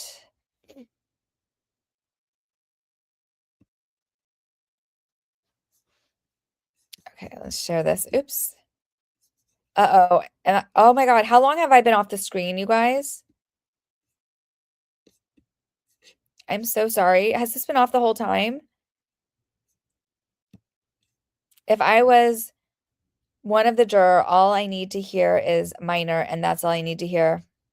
Yep. And she's, I think, going to be a witness, which is just like, it makes me so sad for her that she has to go through this, like, because they're like, okay, you're a witness and you're going to be asked questions, but you can't explain what was happening with, I don't know. They're not allowed to talk about, like, the charges. It's just so strange. Yes, Rafael said it very well. I feel like they're trying to slut shame this child. I do too. It's so disgusting. Like, I feel like they should file harassment charges against the DA for even saying this about a minor. It's so disgusting. Is there, I mean, the bar, the state bar for any of these and anywhere is like useless. But I was like, someone should tell the state bar, because it's just it's so unethical. That's where my cousin lives, and that's how I know about this case. Cool. Did you say the DA is trying to block this? If so, I think their background shouldn't be checked, because how could they fight this stuff? Yeah, the DA is trying. Yeah, well, the DA is trying to block the expert witness that would explain grooming, because the DA is saying this child went willingly, the relationship was consensual, she was not in danger, and she didn't think she was in danger. And which again, it should not matter. But because the DA is arguing this and has said this in pretrial hearings already, the defense is saying, no, then we want an expert to explain what child grooming is and why her behavior, why she may be left. They want to explain why she left. And what, for the jury to understand, maybe for the DA to understand. I know. I can't believe they would even say she went and was not kidnapped. I know. It's mind-blowing. Like, and they're so just like blatant about it. They don't even care. Okay, what the chatter like there about the case? Oh, okay. What is it? Yeah, Lori, what's the chatter about? Like where your cousin lives about the case? Like, I'm just curious if the town like really is really informed about this or not. No, you just went off for a few seconds ago. Okay, because it told me I had to relaunch, and I was like, "Are you serious?" Yeah, is this for all of StreamYard? Oh my god. Let me try it. Let me hold on. Let me just see if I can share screen. Let me just see if I can do it again without relaunching, because that would be a pain in the butt.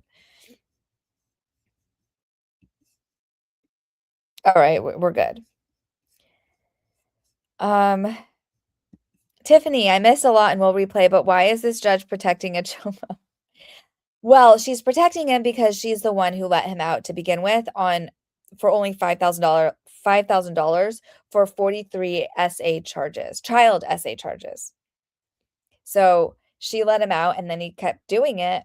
And now she's overseeing Aaron Spencer's case, even though the Supreme Court of Arkansas suggested it's a conflict of interest and she shouldn't be overseeing this. Oh, should be. Sorry. So let me go back to what you said. Yeah. You think that the DA's background should be checked because how could they fight this stuff? I know. I know. And again, even in major cities with like highly staffed DA's offices, it is really hard to get them to like do their job and even with like enough evidence to get like a few SA charges, okay? But this one, they got 43, which to me means there's probably a lot more. But that's like how obvious and how blatant of a predator this is. But now the DA wants to say, "Oh, well, she's not a victim. This was all consensual." Are you serious right now? Oh, yeah, great question, Tiffany.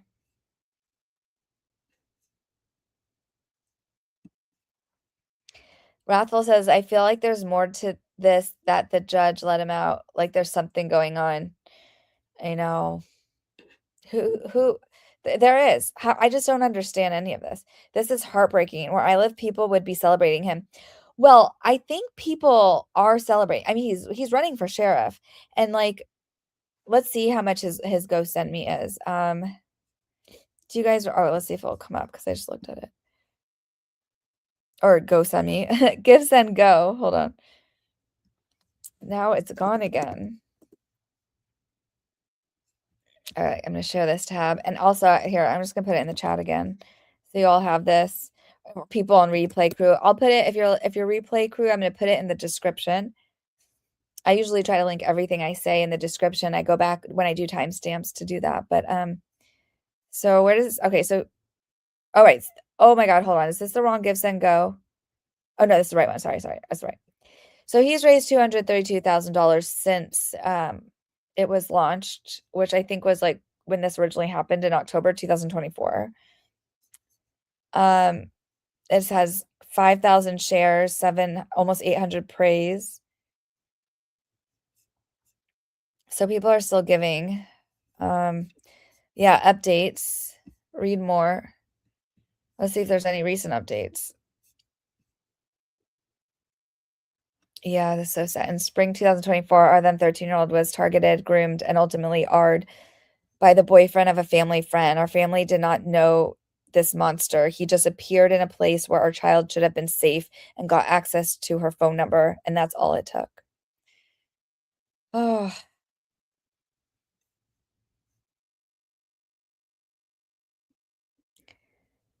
By God's never failing grace, my husband passed this man driving on a road with our minor child in the vehicle, and as soon as the predator knew my husband was behind him, he ran. The chase ended in an accident. Aaron was able to retrieve our child alive, but in the process, he was attacked and did what he had to do to protect himself and our minor child. He is now facing an outrageous murder one charge. We were able to bring him home on 150K. So he had to pay 150K But the guy, the actual predator who like basically you basically kill a child, in my opinion, by doing, essaying them. He only had to pay $5,000.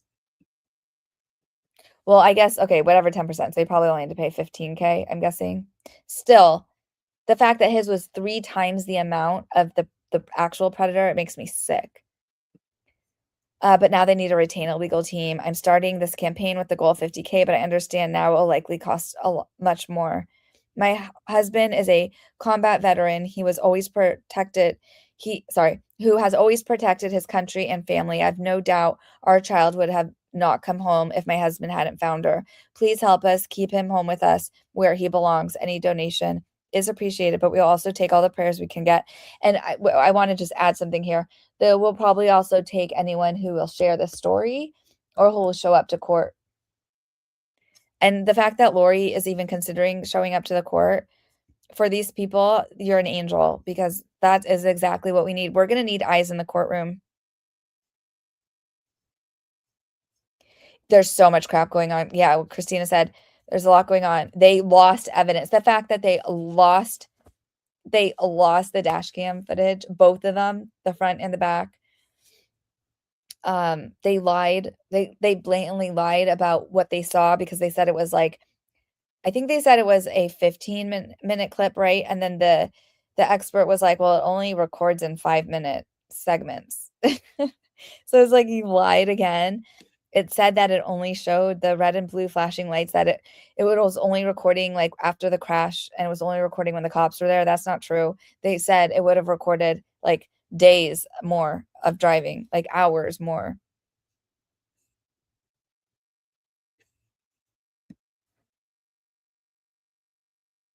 Yeah, and the minor was not turning 18 the next day, and she thought she wasn't in danger because she's a minor. This is so corrupt. Wrath, that was to you. They did some weird stuff with Aaron's dashboard cameras. Oh, it was Michael Fossler's dashboard cameras. Oh, are you saying no, it was Fossler's. I'm pretty sure it was Fossler's dash cam. Said nothing was there and they didn't work, but also said they saw the police light in the video. Yeah, that was Fossler. Isn't that crazy? And apparently they showed up to the scene, okay, they have no body cam footage. Like, I don't know how. How do you show up to a murder scene with not having your body cams on? None of the dash cam for the police cars were on. How?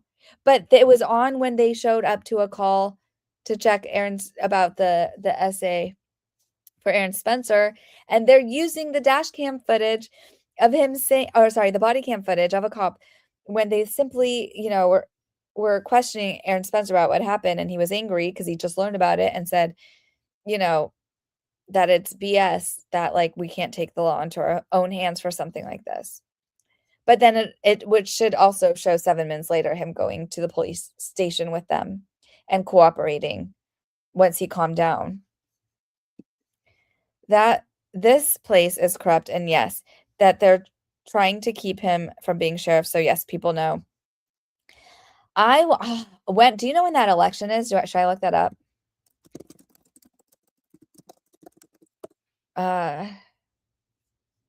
Oh, it's in November of this year. Not for a while. Oh, but the primary election date is in March. March 3rd. That is so soon. Oh my God. Wrathful, really? I think I'm gonna have to go down the rabbit hole with this. Yeah, I have a whole playlist. Well, from the few things from before. Yeah, they said they lost the SD cards. And here also, so I can't link each file for whatever reason. I can only link the docket because each filing, I guess, gets like cached or something. And so, like, if I try to copy it and give it to you, it won't work. I don't know why, but why it's like that. But here is, and also again, it is in the description, but this is that's the case docket. Whoever says that is delusional, she absolutely is a victim. 1,000%.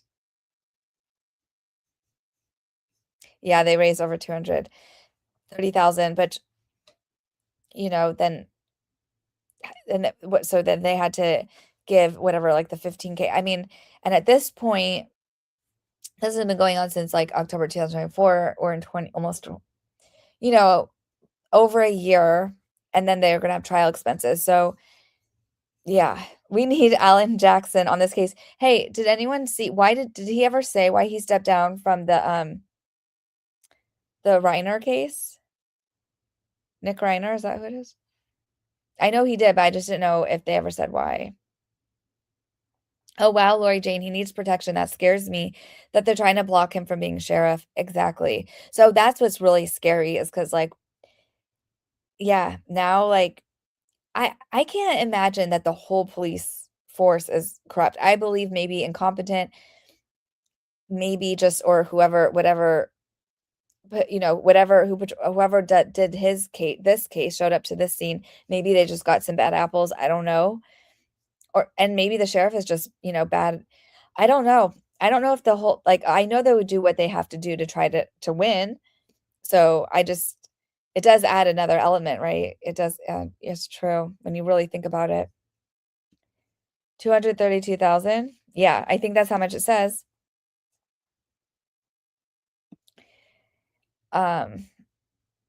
Is Aaron Spencer originally from Cabot? And he went, no.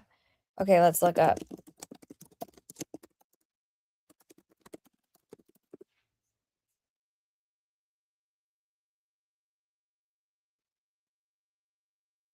It just says his family outside the city of Cabot. But this is like the AI Google thing. I don't really ever trust it. Like this one says Aaron Spencer has become a folk hero to some in Arkansas for gunning down a man charged with essaying his daughter. That was 2 months ago. I don't know. Isn't that crazy? Yeah, it is disgusting. I saw my friend's son get in a car with a stranger. I called my friend immediately while I was following the car. My friend was nearby and she came fast too. That's just like instinct, right?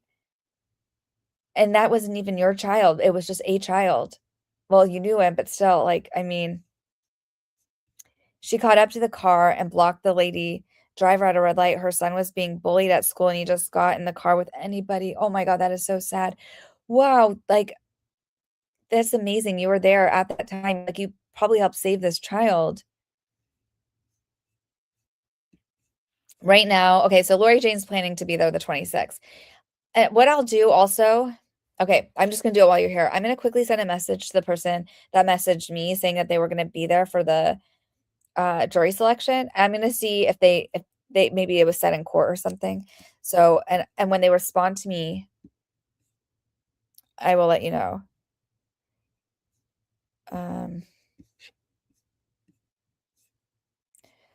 Let's see if I can find them though. Okay, here.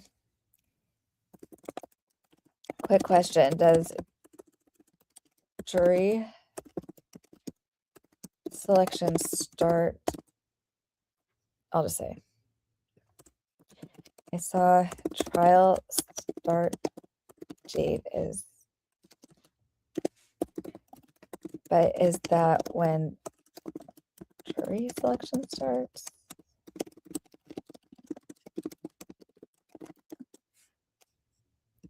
Or an earlier date? Thank you. Okay, I sent the person that was in the courtroom a message, and I think that they'll know.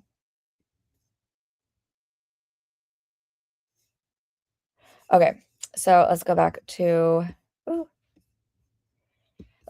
these filings. How y'all doing? I'm gonna get that answer for you, Lori.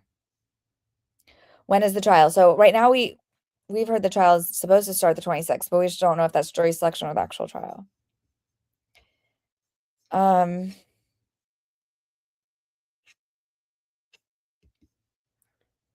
It wasn't that 43 just with this child. How many other kids did he do this with? Right, Wrathful? Because there's, I guess, an attorney. Her name is Melanie Little, and I talk about this, I think, in another stream, and I have linked it in that stream.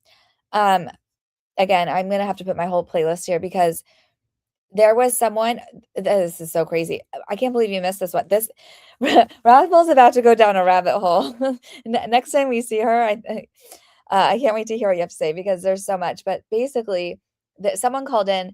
They said that they recognized Fossler after he was offed, and that it was from a different state. He was like the I want to say like a police officer and the school resource officer, and he had SA'd her. She had babysat for him, and he had SA'd her in the room with his wife, apparently. And it wasn't just her; it was other people. They were scared to report it. I can't remember if she got pregnant. But for whatever reason, the mom said that she was a runaway and had to go live with her dad in here in Lenoke County, whatever. And I think so that they moved here or whatever. She's living here now. She's living in Lonoke County now, and there was a it was just wasn't there a restraining order or something? Something happened. Now I can't even remember because there's so much with this case. But basically, the fact he ended up in the same like town as was one of the victims who got away. She says there's other victims, and she said she tried to encourage them to come out and speak, and she doesn't think they will. She some of them don't want to have to even bring this up because they were also children at the time. It's just, it's so sad. I don't think there was restraining. I think I can't remember what they did. I felt like the mom tried to confront him, and then he like whatever got violent with his car, was like chasing her down. I don't know. It was just this is not. And then the fact here's like the red flag is okay. So he was in law enforcement back then. This was years ago. I think it was like in the 80s or something. And then now, currently, in this time, he was a truck driver. Usually with law enforcement, if you do not like stay in it, something must have happened along the way. And maybe it was public, maybe it wasn't, I don't know. But it seems like he had moved, I think, at least like 3 times or something. And then the fact that like he was yeah, I don't know, a truck driver at this time is just interesting. I'm surprised my friend didn't do more than block the lady at the light. Who knows where that lady would have taken him? I know. They made sure to record him then, but not when he needed it. So we know they used body cams. Exactly. And like, and that's why they asked for, they filed the motion to dismiss. They're like, no protocol was followed. The fact that none of these cops had their body cams on to report to a scene of a murder, like that's insane. And the fact that they couldn't even do that, then they lost the evidence, then they lied about the evidence, then they tried to pin evidence on him, and then they withdrew it because they couldn't pin it on him. There was so much. This case should be thrown out. The judge had an unconstitutional gag order. Then she tried to do the arraignment away from the public, like hidden from the public in a different room than where it was told so that other people couldn't get in. She sua sponte, like made that gag order. Like none of the sides requested it. She's letting the DA victim shame, victim blame, there's just so many inappropriate things. This whole thing should have been thrown out. But she's like, no, it's cool. They can use the body cam of his, moment. The moment when he found out what happened to his daughter, even though it was in July, and this happened like months later in August, June, July, August, September, October, over 4 months later. And by the way, she's the idiot and the one responsible and let him out for that low amount. It just is like, it just shows, I think it's so disrespectful to the victim to say that like what happened to her was like this guy could just come out for $5,000. It's so disgusting. Gals went on a walk. Well, welcome back. I'm glad you're back.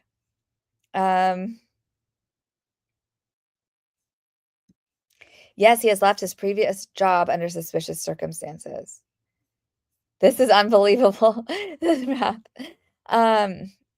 Aaron Spencer did what he was supposed to do as a father.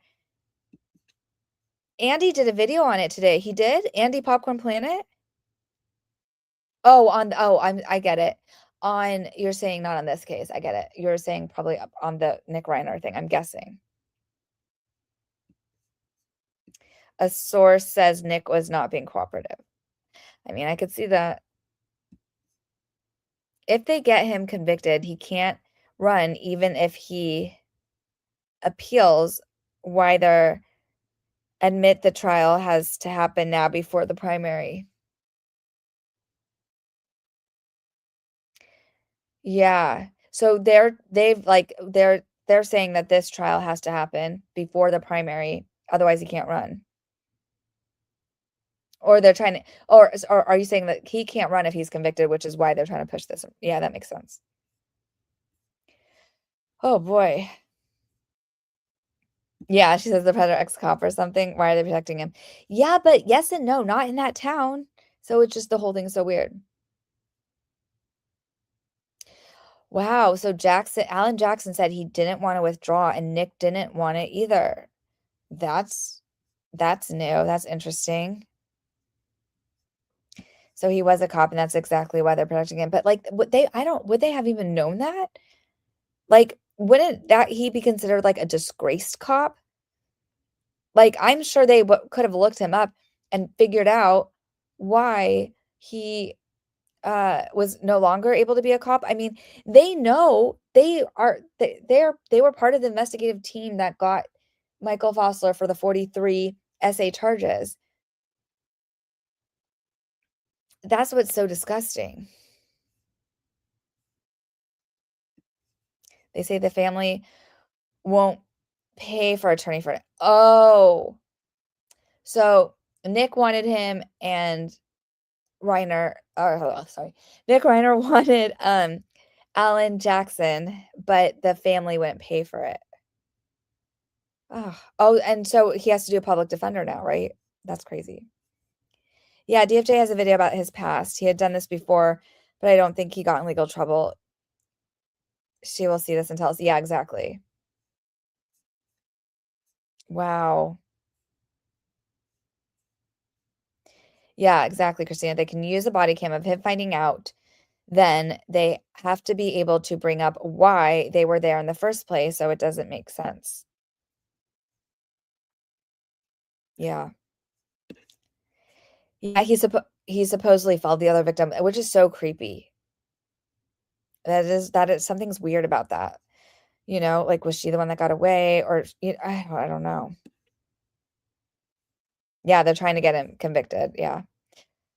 Yeah, he worked at a school. He was a resource officer. Hold on, let me just show you a picture. Because I have a lot of I did like a whole background on this. Okay, here we go. Yeah, see, he was an officer, and then he like a school resource officer back in the day, and his wife is gone now. She's dead. But he had a girlfriend who was the girlfriend was a family friend of the Spencers, but they did not know who Michael Foster. They had no idea who this guy was. They had no idea that he had access to their daughter or anything. Crazy. You guys definitely, yeah, I'll link this. Let me get out of the screen though, because I need to, uh-oh, not this one.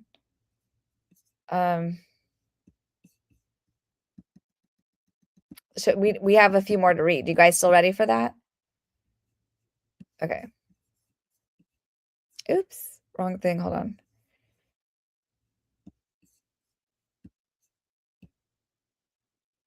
Oh, it says, hold on, share screen.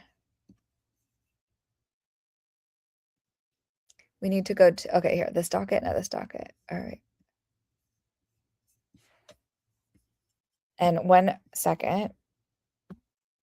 Yeah, most kids love their school resource officer. At least I did. Isn't that crazy? It's just so scary when you think about it. Yeah, and the fact they're still protected. That's like what's mind-blowing. But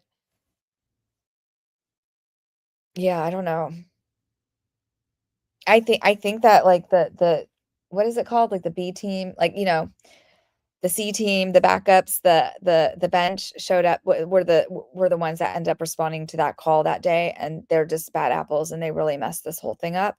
And now they're trying to cover their butts for it instead of being honest. But they did contradict each other at some point, like some of the things that I heard. And yeah, you just have to go back and look because I read some of the what some of the people said who were in the courtroom, and it's not making a lot of sense. So we have a few more readings. So hold on one second.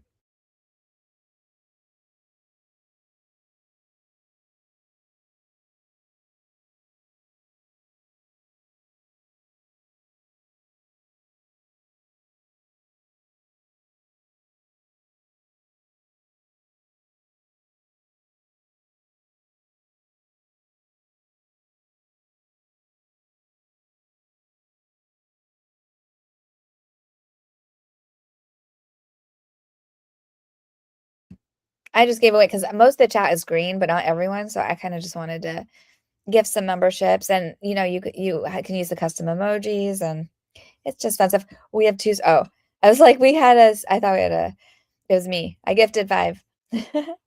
Oh yeah, and I had started this because you said, what about that order you read about questionnaire? So let's go back to that, and then I want to make sure I finish. You look, what a great mod. Thank you, Khaleesi. Woohoo, thanks, DFJ. Well, thank you. Okay, so we have to share. Uh-oh, it's not letting me. Oh, because it's on the screen. Hold on. It's on the stage. There we go.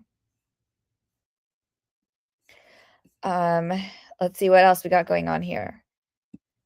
So let's go back to that other one for Lori, where it said, was it this one? Selection of jurors. Look at this order. Again, this looks like she made it on an what is that called? An Etch-a-Sketch? It says the parties and the court agree it is in the interest of the administration of justice that voir dire shall consist of a limited number of potential jurors at a time. It is so ordered.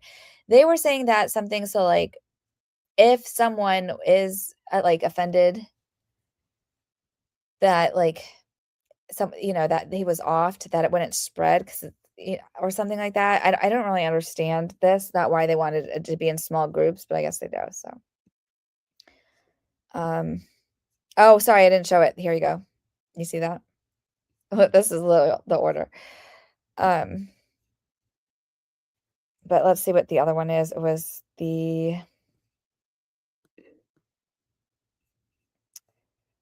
one. Oops. Is it sharing? Let me see. Yeah, okay. For the dates, it says that the court previously stated the juror questionnaire shall be and it was just the questions for it. It should be submitted by the 19th. It doesn't say in here, but I just have a feeling it is going to start the 26th. Okay, so we have a few more.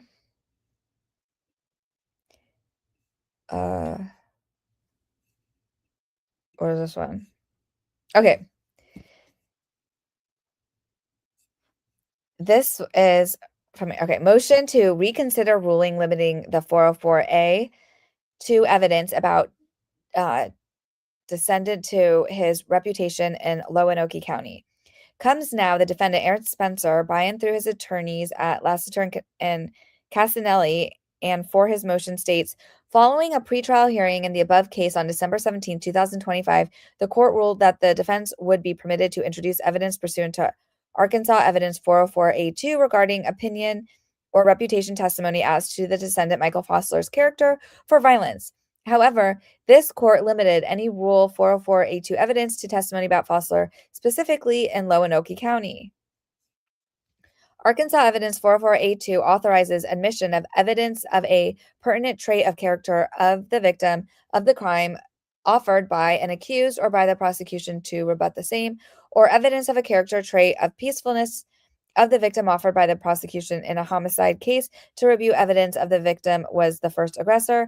Arkansas Evidence 405A explains that if all evidence in which evidence of a character or a trait of a character of a person is admissible, proof may be made by testimony as to reputation or by testimony in the form of an opinion. On cross-examination, inquiry is allowable into relevant specific instances of conduct. Arkansas Evidence 405B explains that in cases in which character or trait of a character of a person is an essential element of a charge, claim, or defense, proof may be made of specific instances of his conduct. Neither Rule 404 or neither Rule 404 or 405 mentioned the word community. Wasn't that weird? Remember that order? It was probably like an hour ago we read that, where she said you can only talk about his reputation in the community. Like, what the F is that? It's like she's just making up laws now.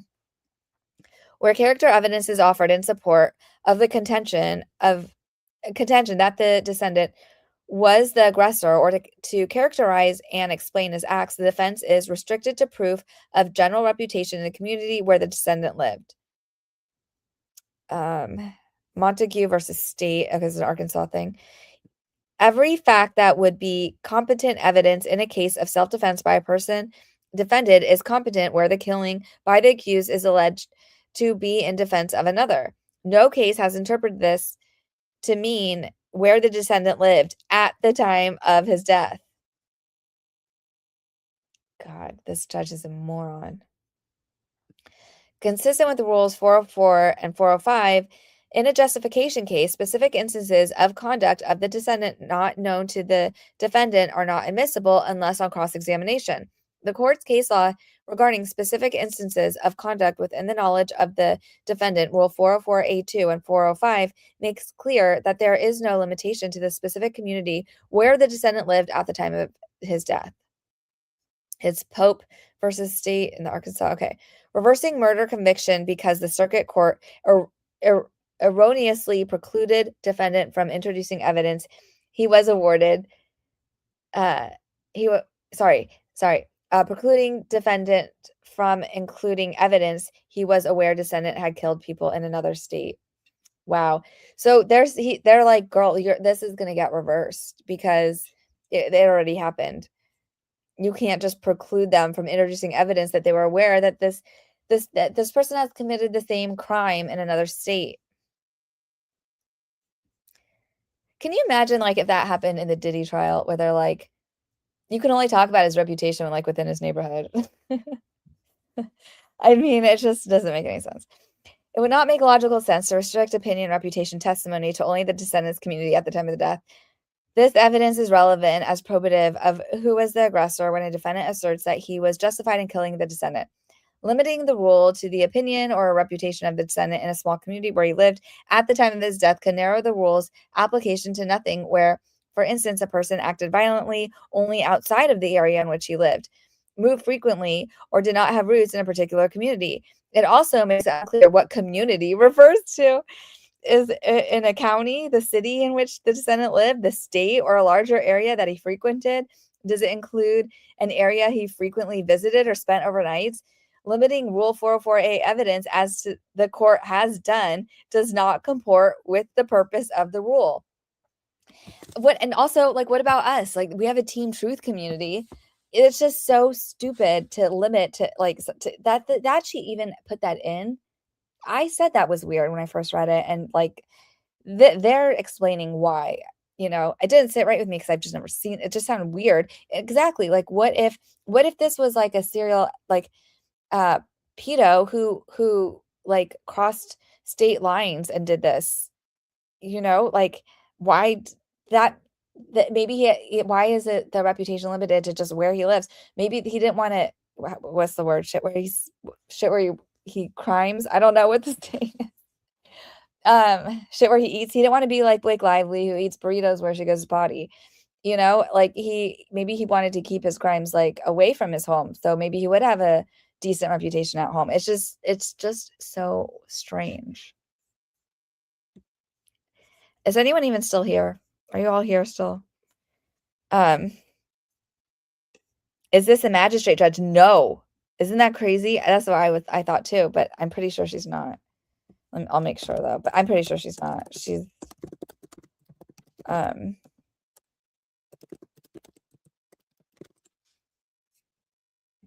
no, she's not.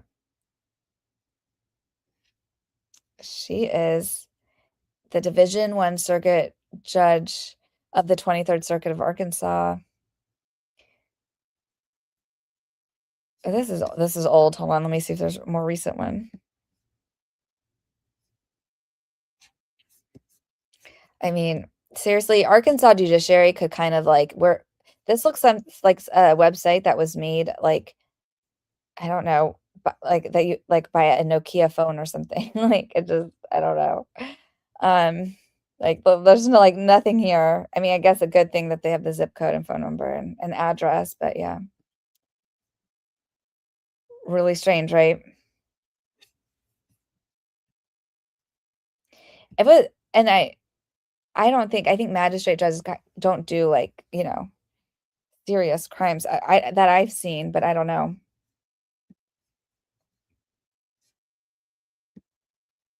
I'm here just listening and doing stuff and things. Oh, well, we love your presence, Kenny.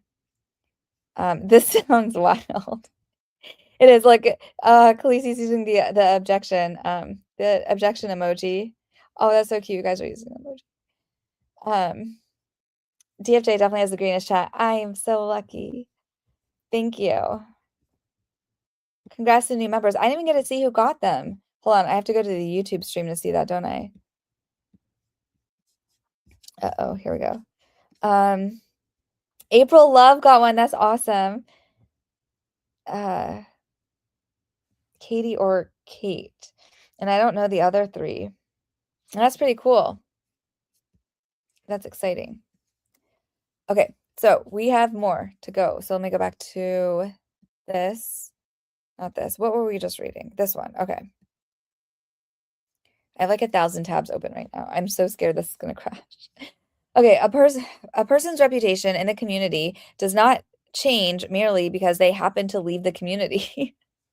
A violent person is still a violent person, even if they move out of state, just as a peaceful person is still a peaceful person, even when they leave town on vacation. Yeah. Fossler's reputation for violence and aggression in the communities in which he lived is admissible, whether that was in Indiana, Arkansas, Pulaski County, or Lonoke County. Moving somewhere to get a fresh start does not absolve one of their reputation in the communities in which they lived up to that point. Is Wrathful still here? I just want to tell her if she is going to do a deep dive, or if anyone wants to do a deep dive, I want to know what happened to his wife that he was married to. Christina, what if your community is like 6 people and you are related to all of them? Just curious. Yeah, it's so strange. It's just bizarre. Yes, you did. Lori Jane she bought her membership yesterday. Thank you for all the support, Lori Jane. You are awesome. I'm here listening to playing Sudoku. Yeah, I didn't know if and also my mods, like if you guys need to check out, I think we've been going for like 2.5 hours. No worries. Like just letting you know, I won't be offended or anything. I appreciate you all so much. And I just want to make sure that I finish reading this, just for the sake of justice and exposure and transparency, because this it just bothers me. It eats me at my core, like just even hearing some of these things. All right, I got everyone. She's trying to limit the eyes on this case because she messed up super bad. 1,000%. She doesn't want the public to know any of these things. Lori's like, I'm so old, I didn't have a resource officer. My kids did. I mean, I was kind of surprised, really, like that he was a resource officer. That was like back, I want to say in the 80s. I didn't even know they had resource officers then. Okay. We're going to keep reading. A Lonoke County jury will be sufficiently able to give any evidence of Foster's reputation in communities outside of Lonoke County, communities in which he spent substantial portions of his life, the weight such evidence is due. Okay, so they're saying that the jury will be able to give the weight such evidence is due. Thus, the defense requests that the court reconsider its ruling limiting Spencer's admission of Rule 404A evidence and permit reputation and opinion evidence from people in the communities in which Foster lived, not only Lonoke County. Wherefore, the defendant, Aaron Spencer, respectfully requests this court reconsider its ruling limiting 404A evidence regarding the descendant to his reputation in Lonoke County and for any and all just and proper relief to which he may be entitled. Bananas. Just crazy they even have to say this. All of this. And it costs him money. You know, every time his lawyers have to file things, it's costing him more money. Okay, so we read this one.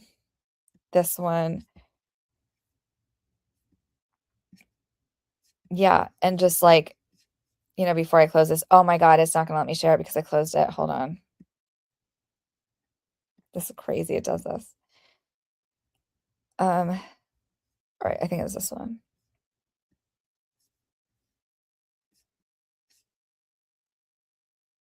Yeah, see, it was, and it's the first thing she wrote. That's so strange to me. She just said, under Arkansas rule of evidence, the defense may introduce reputation or opinion evidence regarding the deceased character for violence in the community.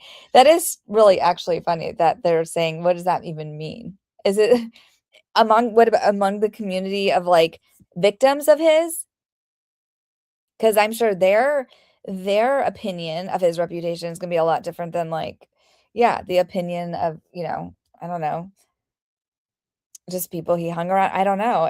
This is so stupid. And then her like giant ass signature that looks like it took longer to make than this whole order. So strange. Isn't that the weirdest thing? I just need to clip this. Okay. So we're done with that one. Did we do this one? Yeah, we did this one. Order requiring, yeah, we did that one. Yeah, we did the prior statements one, which is so stupid. We did, yeah. We did this one. Oh, sorry, you probably haven't seen any of those because I'm not showing them as I go after relaunch now. Okay, so I'm going to share this. We have 2 more. So are you guys up for 2 more? I just have to reshare it again. I'm so sorry. It's just like every time I close them, it closes everything. Okay. Also, Christina, if you're still here, before I end, because I felt bad, like this is not exactly like the most uplifting case, but it is an important case, and I'm glad that people are reading it and like seeing how corrupt it is, because I feel like that, like especially in this community, Team Truth will spread. But my point was, I saw that you sent me a Bodycam video that you said was funny. Is it would it be like okay to play on here? Because I didn't watch it. Like I don't know. Like, well, is there anything bad in it, or is it like would I be able to end on that? So we end on a funny note. Well, I have a thing about how the police keep the bad ones in and push the good ones out. Bad ones just get transferred, and good ones get shunned and pushed out. We need something that promotes. But that's the thing. The bad ones do get transferred until they can't anymore. I just feel like something so bad must have happened. Like so bad that they were like, this guy cannot be in law enforcement ever, ever again. And we have to find that. We need our mommy sleuths around this. Agree 1,000%, Christina, and they keep their pensions, which is so effed up. So effed up. And also, I would, God, I wish I had the time and the resources and didn't have the responsibilities I have. I wish I could fly out for this, because I also would want to, like, if I was a local there, or like if I was a reporter there in this county, I would just go on the street and I would want to ask locals, like, hey, like, is there some things that you would think would be better, like, used for like tax dollars? Is there anything that's like, are there any like, programs or something that have been cut that like you would appreciate tax dollars going to, or are there any like criminal cases or something that you feel are like not being addressed or something? I just feel like there could be like a list of probably a million more things that the locals would prefer having their hard-earned tax dollars go to, versus prosecuting this man who saved his daughter. I don't get it. Yeah, the 26th of this month. It's a 1/26/26. Like, I remembered it because I was like, it's the year of the date is the same as the year, January 26th, yeah. Oh, no, did he off his wife? Wrathful, I don't know, that's what I'm saying, it is there's so many weird things, and the fact that, like, the one alleged victim who and I felt like her story seemed really really, like, it seemed legit, like, she knew things and whatever.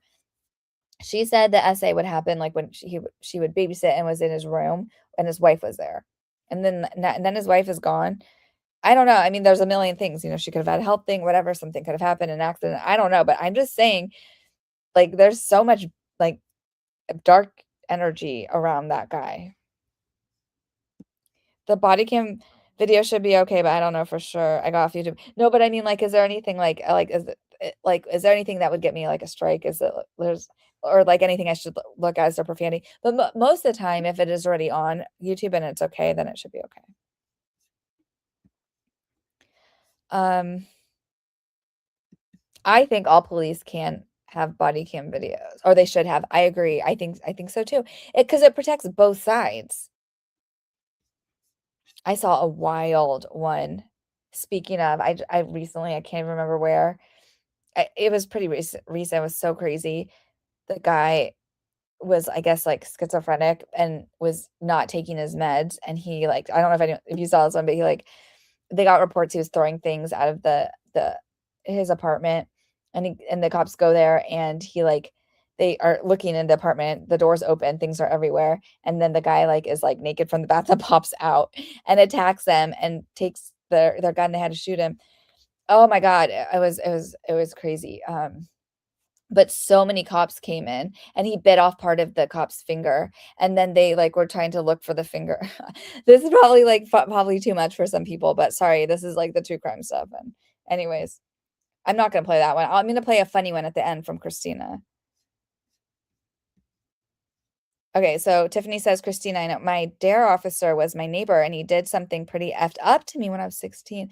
To this day, I'm not a fan of cops. They like to not tell the truth. Wow. And the dare officer at that, like, oh God, I'm sorry.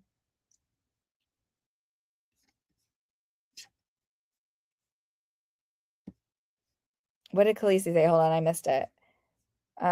Oh wow, I missed all of this. um, in the 80s, we had dare officers. Yeah.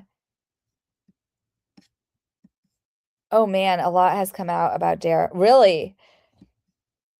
Drug abuse resistance education. I remember it. Dare to keep a kid off drug. We had a song for it. Oh man. Okay, yeah. I got to see the original Power Rangers at a dare event.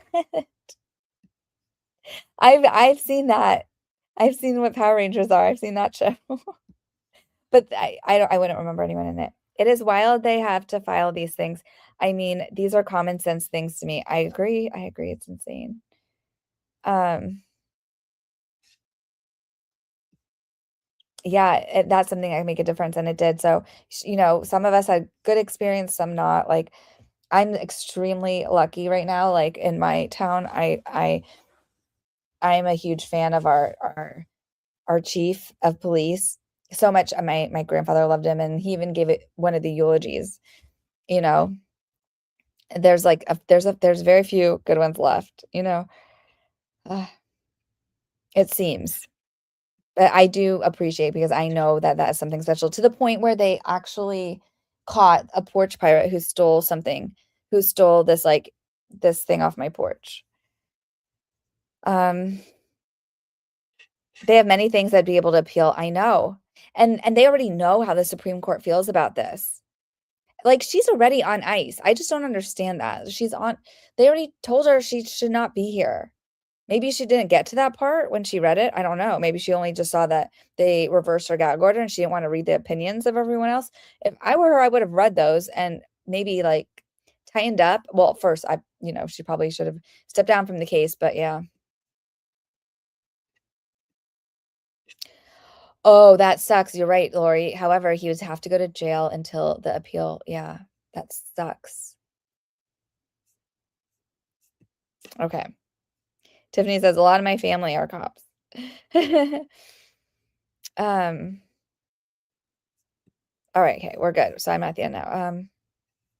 LOL, go Power Rangers, don't do drugs. I mean, it sounds like you had a pretty smart, I don't know what area you're in, but it sounds like you had a pretty like a smart dare program. Like that seems like a smart, like a good thing. It's I remember because I guess when they do the dare thing, isn't it like kind of like a few days in a row? Like they kind of get to know you because I remember one of the kids, so this like class clown was, I guess, riding to school without on his bike without a helmet. And so they brought him to school in the cop car because they told him he has to wear a helmet uh if he's gonna bicycle. So like I don't know. I thought I remember that for some reason. I thought it was funny and looking back, I think they probably did the right thing. And yeah. I have mainly had good interaction with police, especially where I grew up. Thank goodness. They were sheriffs. My best friend, the one I got into all the trouble with, became a sheriff at 37. Wow, that's really young, isn't it? Lori said my brother and 2 cousins were cops, retired now.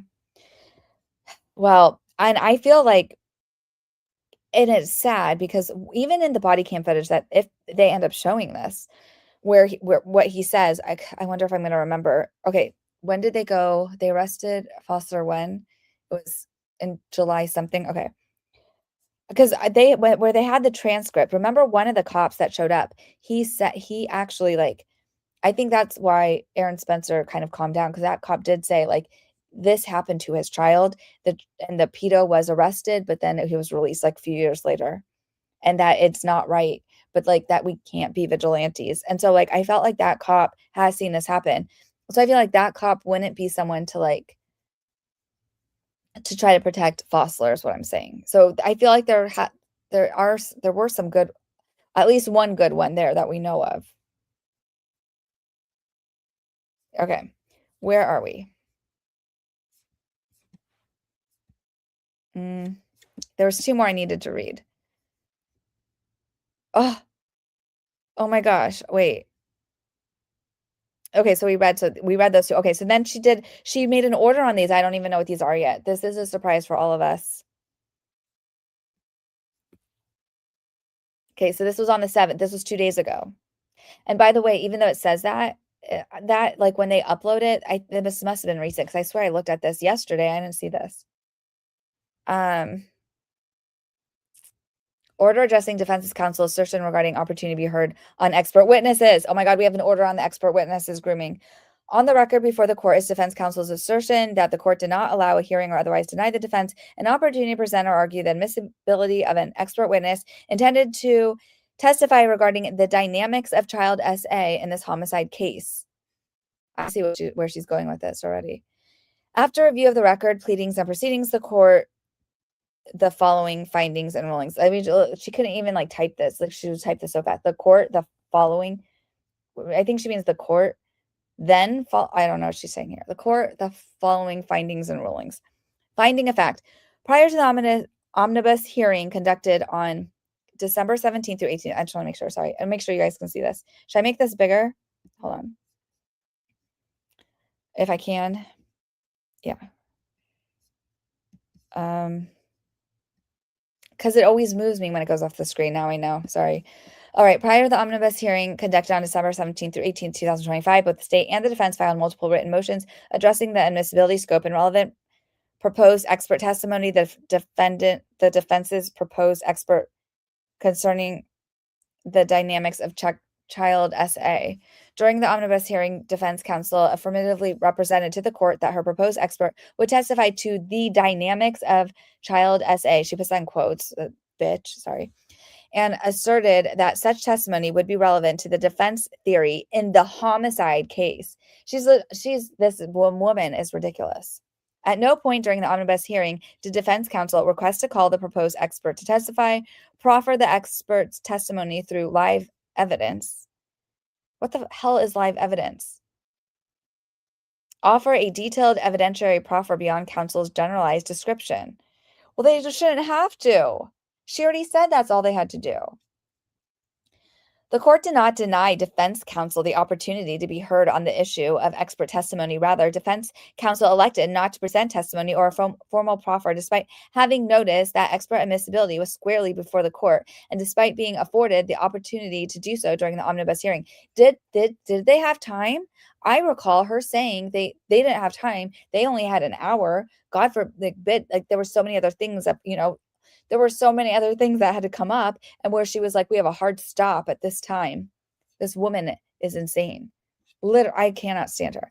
Counsel's post-hearing characterization that the court did not allow a hearing, and she puts this in bold, by the way, for those listening. This one's in bold. Counsel's post-hearing characterization that the court did not allow a hearing is not supported by the record and expressly rejected. The court's handling of the expert issue was consistent with orderly trial management, the omnibus hearing procedure, and the court's obligation to assess relevance, reliability, and admissibility before permitting expert testimony to be present to the jury. The order is entered to clarify the record and to accurately reflect the procedural history and rulings of this court. So ordered, Barbara Elmore, Circuit Judge. What a psycho. I hope this woman doesn't have children.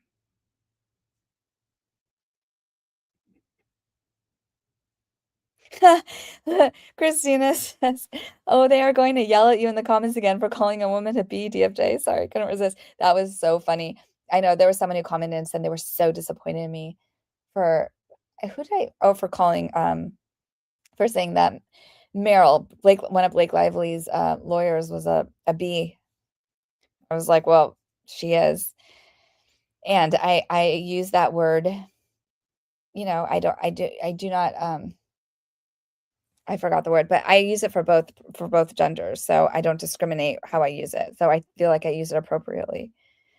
Tiffany, are we sure the judge didn't forge her degree? I don't know.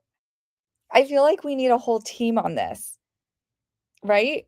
I want to do a bat signal to all of Team Truth from the Lively case and be like, hello, can anyone help here? We have a lot we need to look into. Christina says, is she drunk when she writes this? I don't know. It's so insane to me. My daughter's boyfriend wants to be a California Highway Patrol. He comes from a family of police. I have an issue with California Highway Patrol only because of a personal experience where I tried to when you call 911, and if you're like on a highway, it goes to like the local highway patrol or whatever. So I was in California and I was on the highway going to a tennis tournament, and I see someone speeding, and a dog is tied to the back of the car. So I go right behind them. Sorry. And because you're not supposed to do that. And so I try to videotape it, and then I call the cops because I'm like, someone needs to come do this. And so it rerouted me to highway patrol. And I said, and then the person saw what I was doing, and they threw the dog out of the car, which I didn't notice because while I was filming, I didn't notice until after. So I called them right back. Right when I replayed it, I was like, oh my God, you guys have got to go back there. Like, this is what they did. And they're like, oh, well, for things with animals, you have to go through whatever's the local county there. And then like I got rerouted 1,000 times. The county says to go to the, whatever, like the city. And then the city said, no, it's highway patrol. Like no one, like it was so messed up. I was like, there needs to be a whole new law for this. I went crazy about it for that whole time. And yeah.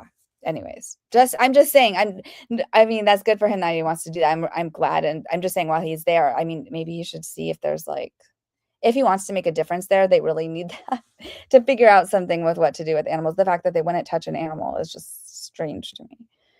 Like, they could have come, or is there a rule? Could they have come and taken the animal to the shelter? Like, that was just weird to me. If there was a kid on the side of the road, would they not come? Like, I just don't get it. Anyways, sorry. Don't worry. Things are going to get positive at the end. Remember the commercials. This is your brain. This is your brain on drugs, and it's an egg frying. Yeah, I remember that. I totally remember that commercial. I feel like that was a commercial we saw like on MTV and stuff, right? Are employee records kept on judges? If so, we need to call and request her records. Genius. I just love you guys so much. So smart. This is my people. Oh, it's so funny. So some of you know I'm trying to save that land for the animals, and I did like some public records requests. And like one of them is like all my emails and communications with the city. And it's pretty funny. Okay, let's just look up how do we do. I don't know how to do a FOIA I've never done one in Arkansas before. Public records request, Lonoke County, Arkansas. Let's see. It looks like you could do it online. That's a start. I don't know what this page is. Someone's going to have to look into this more for me so I can finish this stream before like it goes to be like 10 hours.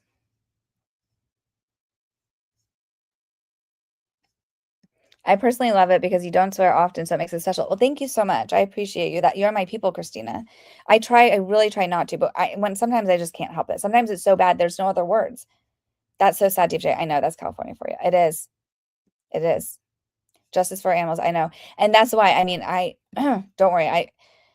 I did a lot for that. I mean, to everyone. And surprisingly, whatever, people can want to shit on PETA, say bad things about them, but they were one of the only ones that were really responsive and trying to help me of who to contact and how to go about this.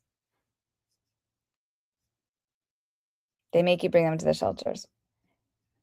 Yeah, unfortunately, animals aren't a priority. It's not fair. And that's the other thing. So as someone who follows a lot of true crime and just, has read up on this and seen it, a lot of criminals start with how they treat animals. So if the fact that like we do nothing when people are abusive to animals, it just puts all of the humans at risk to be future victims because it never stops at the animals. So it should be a lot more big of a deal, in my opinion, animal cruelty, but it never will because big agriculture does not, they can't do that. It's not good for them because they treat animals terribly. So they are always oppose those kinds of laws. And if they ever are passed, like some of the ones in California, for the factory farms, they're not enforced. Which drugs were those that make your brain turn to eggs?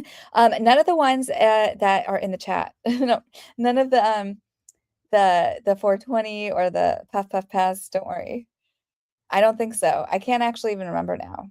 Oh, see, this is what happens. These Arkansas websites, I don't know what they do. They cache them. So like, see how it came in like 2 things like that? I'm sorry. I should just delete this if I can. Hold on. So I don't get you all confused. Because I think if you press this, it won't go. Oh, it looks like it does. The first one looks like it works. The second one, no. So I'm going to delete that one. Okay.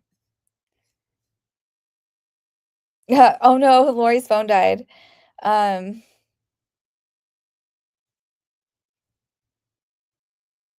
Oh, Lori says they take animal cruelty seriously in my town because not farming, so they're pets. That's cool. How dare you call her a bee? Rachel said. I know. And I think the person said something like they were so disappointed in me and it was like so like sexist or something. I was like, what? I was like, it's not sexist. I say it to both men, and I think Judge Lyman is a bee too. I think Isabella is a bee. I think, yeah. Agreed, DFJ objection.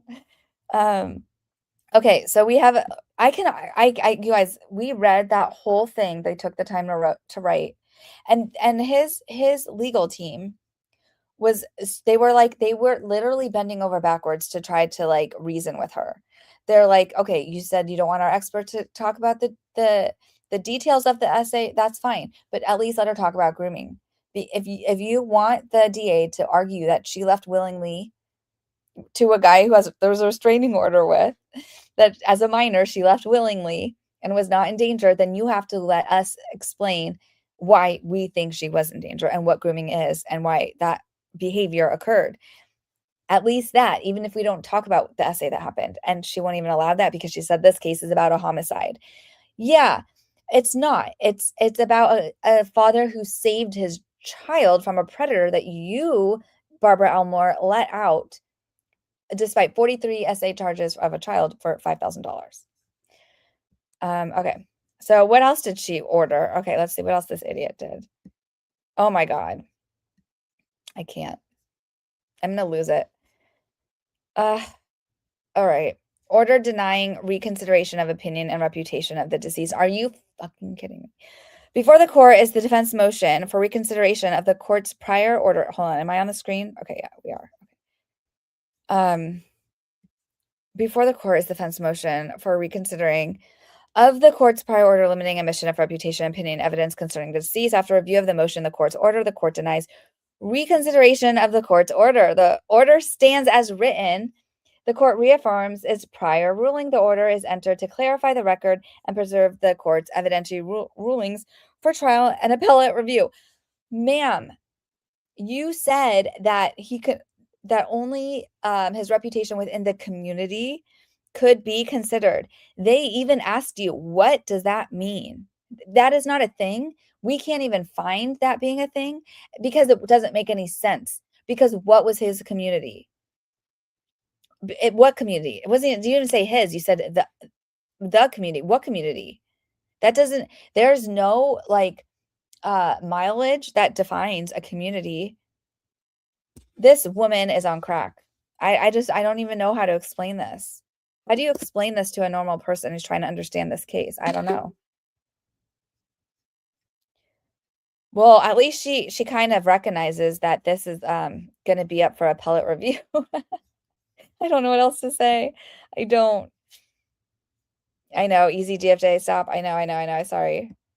I'm gonna tip my own swear jar. Can I even give myself? I probably can't super chat myself, but I was going to. But yeah. Maybe the troll comment tomorrow. I know my long lost troll. I miss him so much. Some guy on the internet. I hope you come back and boost my stream. Yeah, they did say it was sexist. That was so funny. Kenny, switching accounts so I can get some points for hyping. I mean, she just supports everyone. So awesome what you do. I appreciate it so much. Thank you. The fact that you're working and you're even thinking to how ways to help, that's amazing. To even think to do that, it makes I appreciate it so much. You are amazing. Thank you. How dare you call her Via? I just don't even know what to say. I'm in shock. I'm in shock over this ruling. I don't even understand how this is like real life. Because let's just go. I just want to show you again where it says this. Under Arkansas Rule of Evidence for A2, the defense may introduce reputation or opinion evidence regarding the deceased character for violence in the community. That's all she says. It doesn't even say his community, like your community, my community, the community. What does the community even mean? What does that mean? This woman is so dumb. She's so corrupt. I want to see proof that she even like went to law school. I want to see proof that she can like get up and dress herself in the morning. Someone in the court said, and I don't know if it's true, they posted it in one of the Facebook update things that I was looking at. They said they think that she has an ankle monitor. And I was like, oh yeah, Lori, when you're in the court, this is just something to mark. I'll remind you of it later. But they said that she they think that she maybe had a DUI and maybe has an ankle monitor, but I don't know. Or they could have just been making some kind of inside joke because like I don't know how her demeanor is in the court, but based on her rulings, this does sound like she's on something. She sounds drunk. Why all she has to do is put on a robe. To do is put a robe on, Christina. You're so funny. You could be a comedian. Okay. So those were denied. That sucks. Let me share this tab. So then we have 3 more subpoenas, which doesn't make sense. This one says none. This says AS. I wonder if that's Aaron Spencer. Why would they have to subpoena him? Or maybe for some update. I don't know. That's okay. So we don't have access to those. All right. So then today we have 2 more things. Are you guys up for it? 2 more? and then a funny body cam, and then we're out. But I had to give just this time, and I had to give this space to Aaron Spencer's case, because this is insane. That this is even happening right now, like in our country, is insane. All right, brief in support of motion for order on merits of motion for reconsider or to reserve issue for trial. Let's see. Hold on one sec. I'm going to refill. I'm just going to have a sip of tea, and then we're going to get right into this.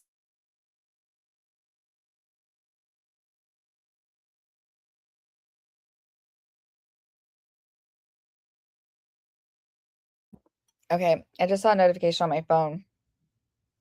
Oh, shoot. Lauren was live. Oops. That was a long time ago. And it was the Lauren Owens case. So I'll be on the replay crew for that, because that case is wild. All right, let's go. Okay, we're going to read this one. Yeah. You guys good? Okay. Brief in support of motion. In support of motion for, these were filed today, by the way. Brief in support of motion for order on merits of motion for reconsideration or to reserve issue for trial. The defendant, Aaron Spencer, by and through his attorney, Aaron Casanelli, and Michael Kaiser, states for his brief in motion of support for order on merits of motion. Okay, I've said this 3 times now. For reconsideration or to reserve issue for trial. The court's order entered January 7, 2026, addressed the defendant's motion for reconsideration of the exclusion of expert testimony by former FBI agent Carrie Lando. And just by the way, I really like his legal team. I like the way they write. I like the way they break it down. And I like the way that like they kind of give a little like spice, just a little bit. You know, like they're saying you're not just denying our expert, former FBI agent Carrie Lando, and like the fact that of all the cases they cited, you know, they cited the Epstein case. I mean, I do like these lawyers. I think he has good legal representation. I have to look into them, but so far I like their writings, and the way they eviscerated her about the community thing was so funny. Okay, so the court entered the order prior to the state responding. The order appears to rest on the conclusion that defense counsel did not seek to present live testimony at the pretrial hearing. However, the record reflects that Ms. Lando was identified, prepared, and available to testify. Pretrial at December 17th, 2025. Oh, pretrial transcript? Is that what that means? TR, pretrial transcript at 17. Okay. The record further reflects that the court, after reviewing pleadings and hearing arguments on the state's limited objection, ruled that the subject matter of the proposed testimony, the dynamics of the child SA, including grooming, were not relevant to this case. Pretrial, I think that has to be transcript. Okay, at 19, yeah, 20. I want to see that. I want to see that transcript. I wonder if we can see that anywhere. The motion for reconsideration filed January 5th, 2026, responded directly to that ruling and provided supporting authority addressing the concerns raised by the court and the state during the December 17th, 2025 pretrial hearing. The defendant respectfully requests that the court consider that motion on its merits and issue a reasoned opinion on the relevance of Ms. Lando's testimony for purposes of trial and appellate review. In light of the case law cited in the motion, as such, a ruling is necessary to reserve the issue for appeal. In the alternative, defendant asks that the court reserve the issue and rule as the testimony develops at trial. In a pleading and at the pretrial, the defendant presented the nature and substance of Ms. Landau's testimony, as did the state at the hearing, and the state objected solely to the relevance of the expert testimony. The state argued she wants to be offered as an expert on grooming, and I don't believe grooming has any place in this trial at all. Oh my God, this is not an SA assault trial. This is a homicide trial. That's why the judge keeps saying this is a homicide trial. The court indicated its agreement with the state and that it did not intend to allow testimony about the child SA or grooming, explaining, "We are not having a trial on Michael Fossler in this case. We're not going there." Ooh, we are getting quotes from this judge, and wow. The court further remarked, "I expect some of that evidence of SA to be done, but I also expect that the jury is smart enough to figure out things without your expert telling them what to do or what to think." The court concluded, "I only see that you're trying to confuse the jury and bring in things they do not need to hear any more of. The court's later written order says that Ms. Landa's testimony will confuse the issues in this matter and will not assist the jury in this trial of homicide. At the hearing, defense counsel sought clarification and requested to renew the issue if the state argued that the minor was not abused, groomed, or manipulated. The court replied that it will look into it at the time. These statements further demonstrate that the exclusion of the testimony was based on subject matter rather than any failure to present or proffer evidence. Case is such a mess. This case is such a mess. Can no one intervene? When something is this bad, if it's this bad, really, can no one intervene? Is there nothing that can happen here? This judge is so bad.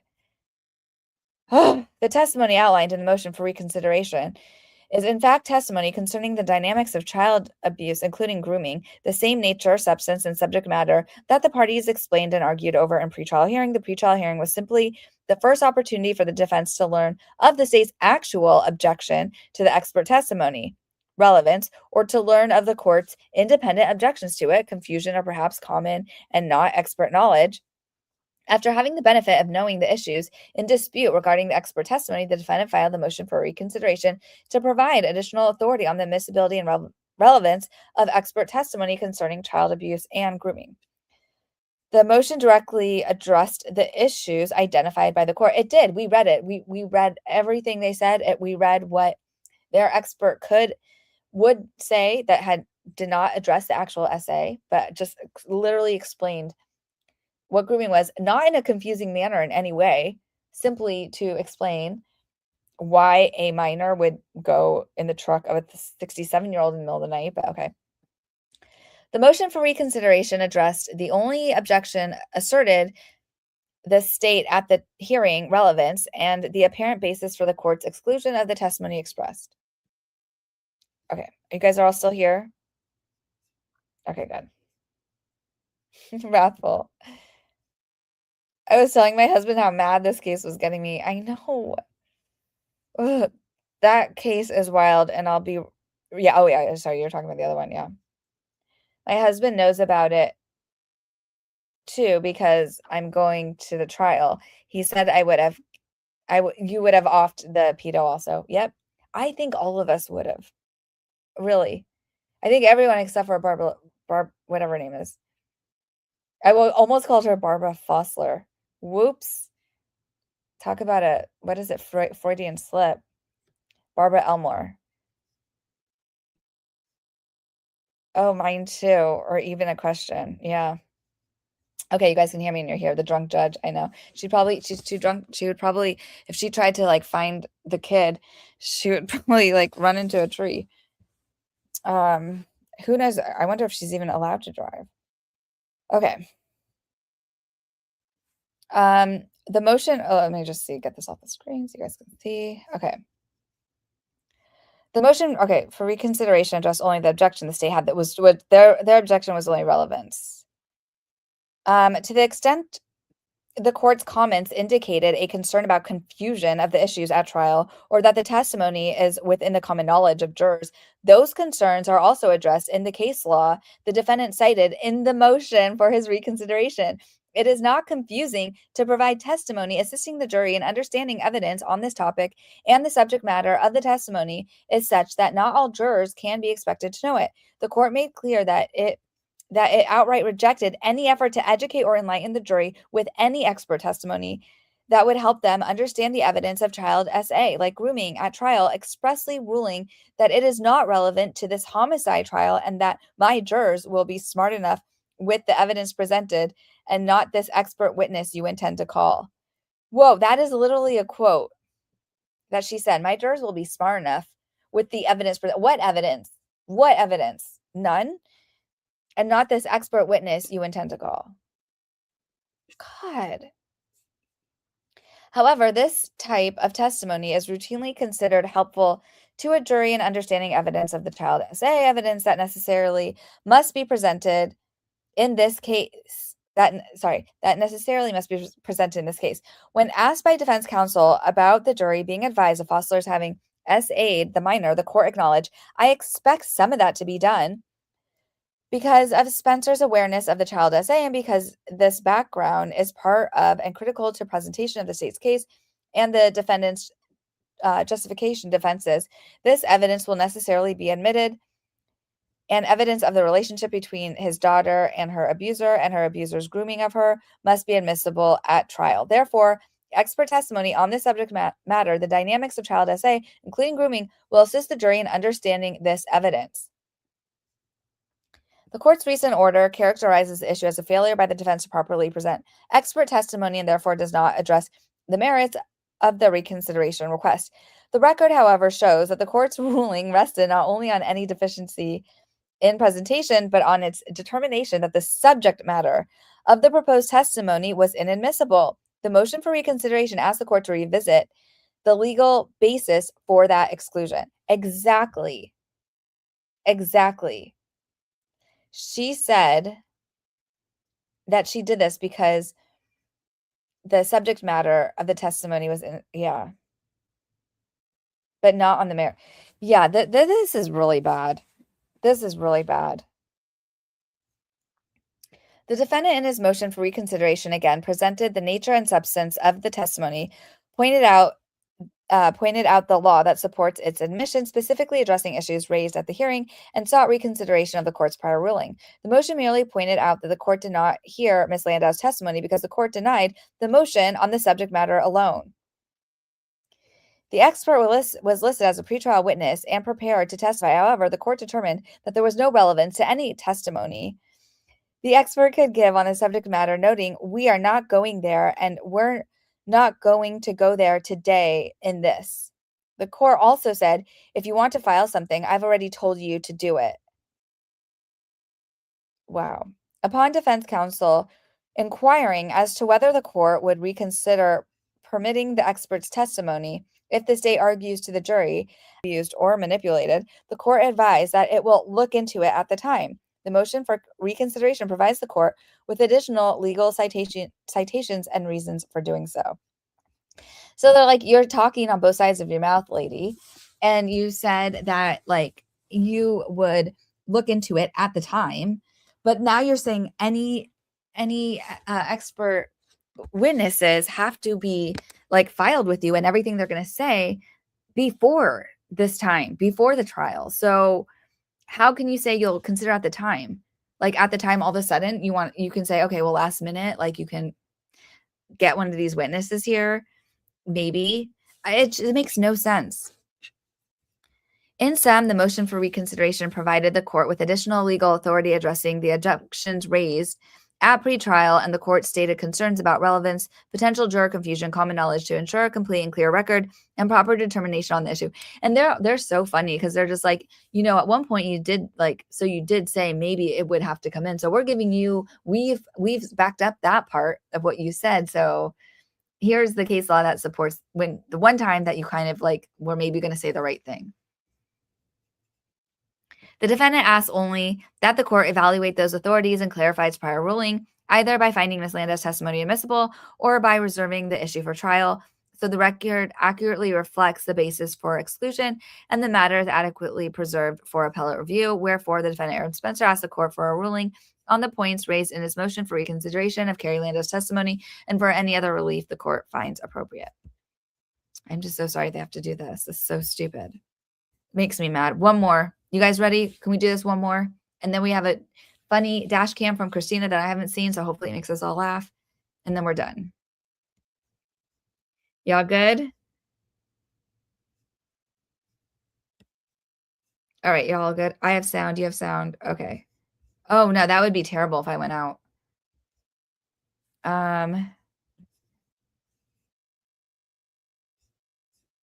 You guys are so funny. You've seen the show, what show? And thought it was good. What show? Oh, Will Trent, this one. Does anyone? I've never even heard of that. Not surprised, right? A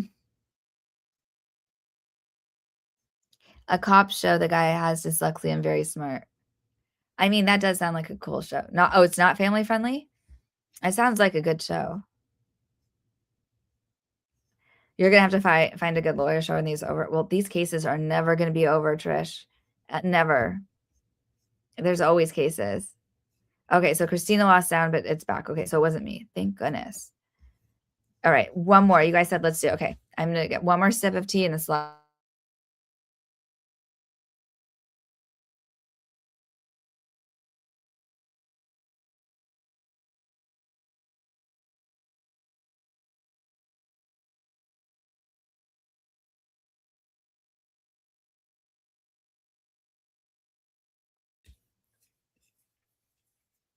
Khaleesi likes your show.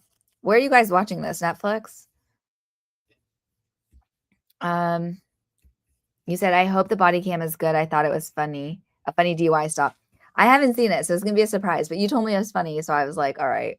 I'm gonna take your word for it, and it will be a good way to end. Like, because this is like it's a little distressing. This case, I know, it's definitely got me worked up, but in a good way because you know this guy he's doing this right. He's helping expose it, just like with Wayfair exposing Blake Lively and Lyman, and it just sucks that they have to go through it, but it's like sometimes it's just the right case. And like this guy is a legend. Like he's running for sheriff.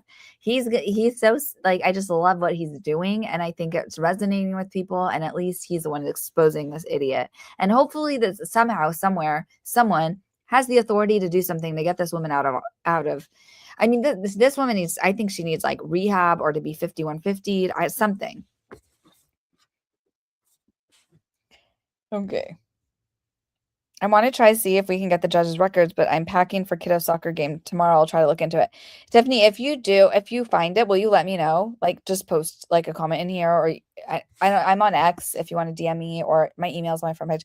Just let me know if you find anything. I mean, I want to look into it too. I just feel like I have so many things to do. I wish I could just full-time just advocate for some of these cases.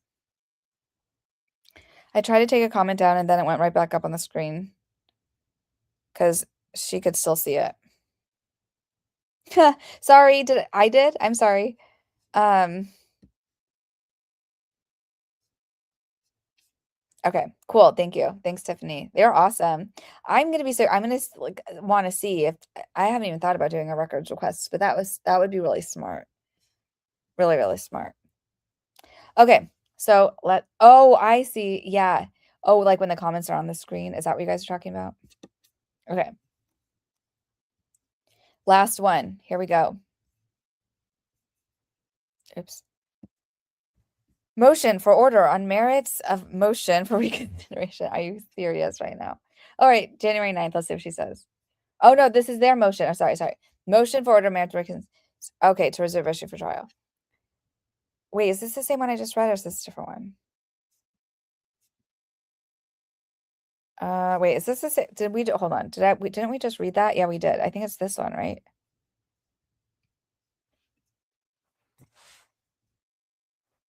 Okay, the defendant, Aaron Spencer, buying through his attorneys, Aaron Caselli and Michael Kaiser, states for his motion for order of merits, a motion of reconsideration or due of issue trial. Didn't we just do this, you guys? I feel like we just read this. Let me compare it to the other one.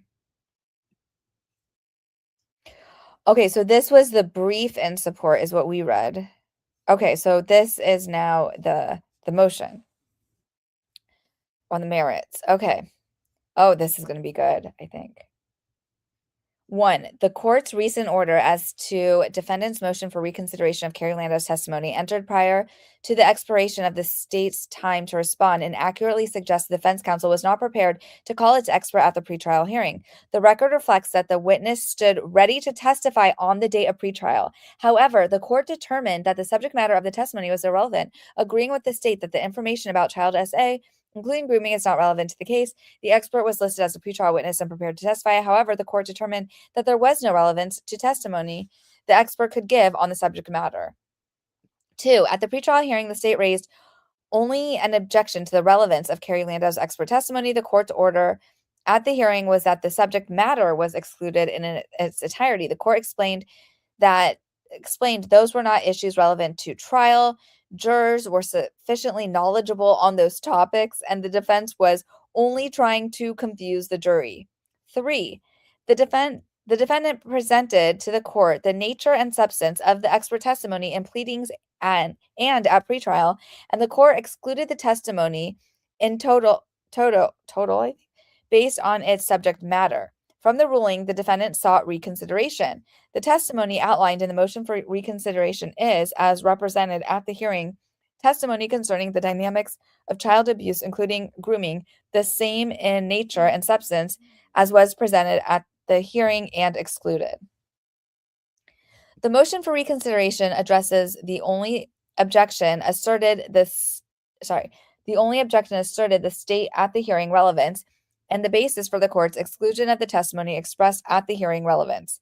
To the extent the court expressed concern about the confusion of the issues or within the knowledge of jurors, those concerns are also addressed in the case law the defendant cited in his motion for reconsideration. Yes, remember one of the case law was the Epstein trial against U.S. versus Ghislaine.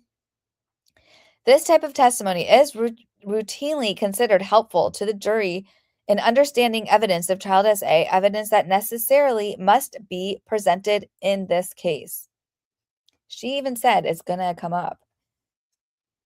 The court's recent order characterizes the issue as a failure by the defense to properly present expert testimony and therefore does not address the merits of the reconsideration request. The record, however, shows that the court's ruling rested not on any deficiency in presentation, but on its determination that the subject matter of the proposed testimony was inadmissible. The motion for reconsideration asked the court to revisit the legal basis for that exclusion.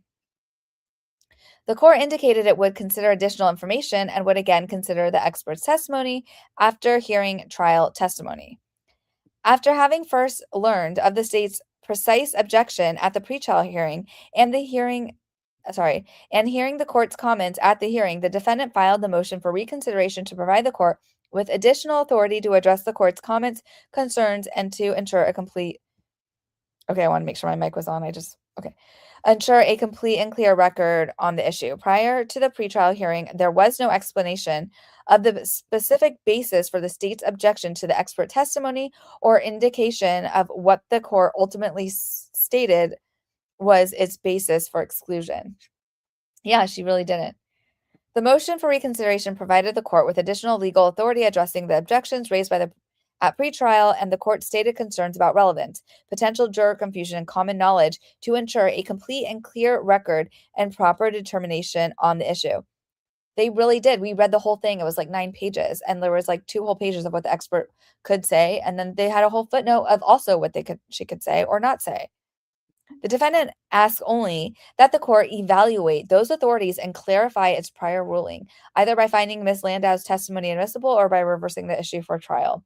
So the record accurately reflects the basis for exclusion, and the matter is adequately preserved for appellate review. They're like, we're gonna appeal this. We already know it. The defendant must obtain a ruling on the issue presented in its motion for reconsideration for purposes of appeal. Wherefore, the defendant, Aaron Spencer, asked the court for a ruling on the points raised in his motion for reconsideration of Carrie Landau's testimony and for other relief the court finds appropriate. I want to know, are we ever going to be able to see that trial transcript? I want to see it. The pretrial hearing. I want to see it because they're citing it and it sounds like something that maybe we probably can't see it until later, but because I don't even see it on here. And for we can never really see any of the attachments here. It's kind of strange. They have like a really old system. They probably, instead of like wasting all this money on going after a hero who saved his daughter and took out the local Lonoke County trash, they should probably use that money to get an upgraded system here.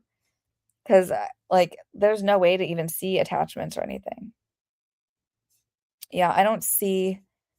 Oh man. And like, why can't we see some of these like email from the court? We can't see. I don't know. Very, very strange. That's all we have. That was everything.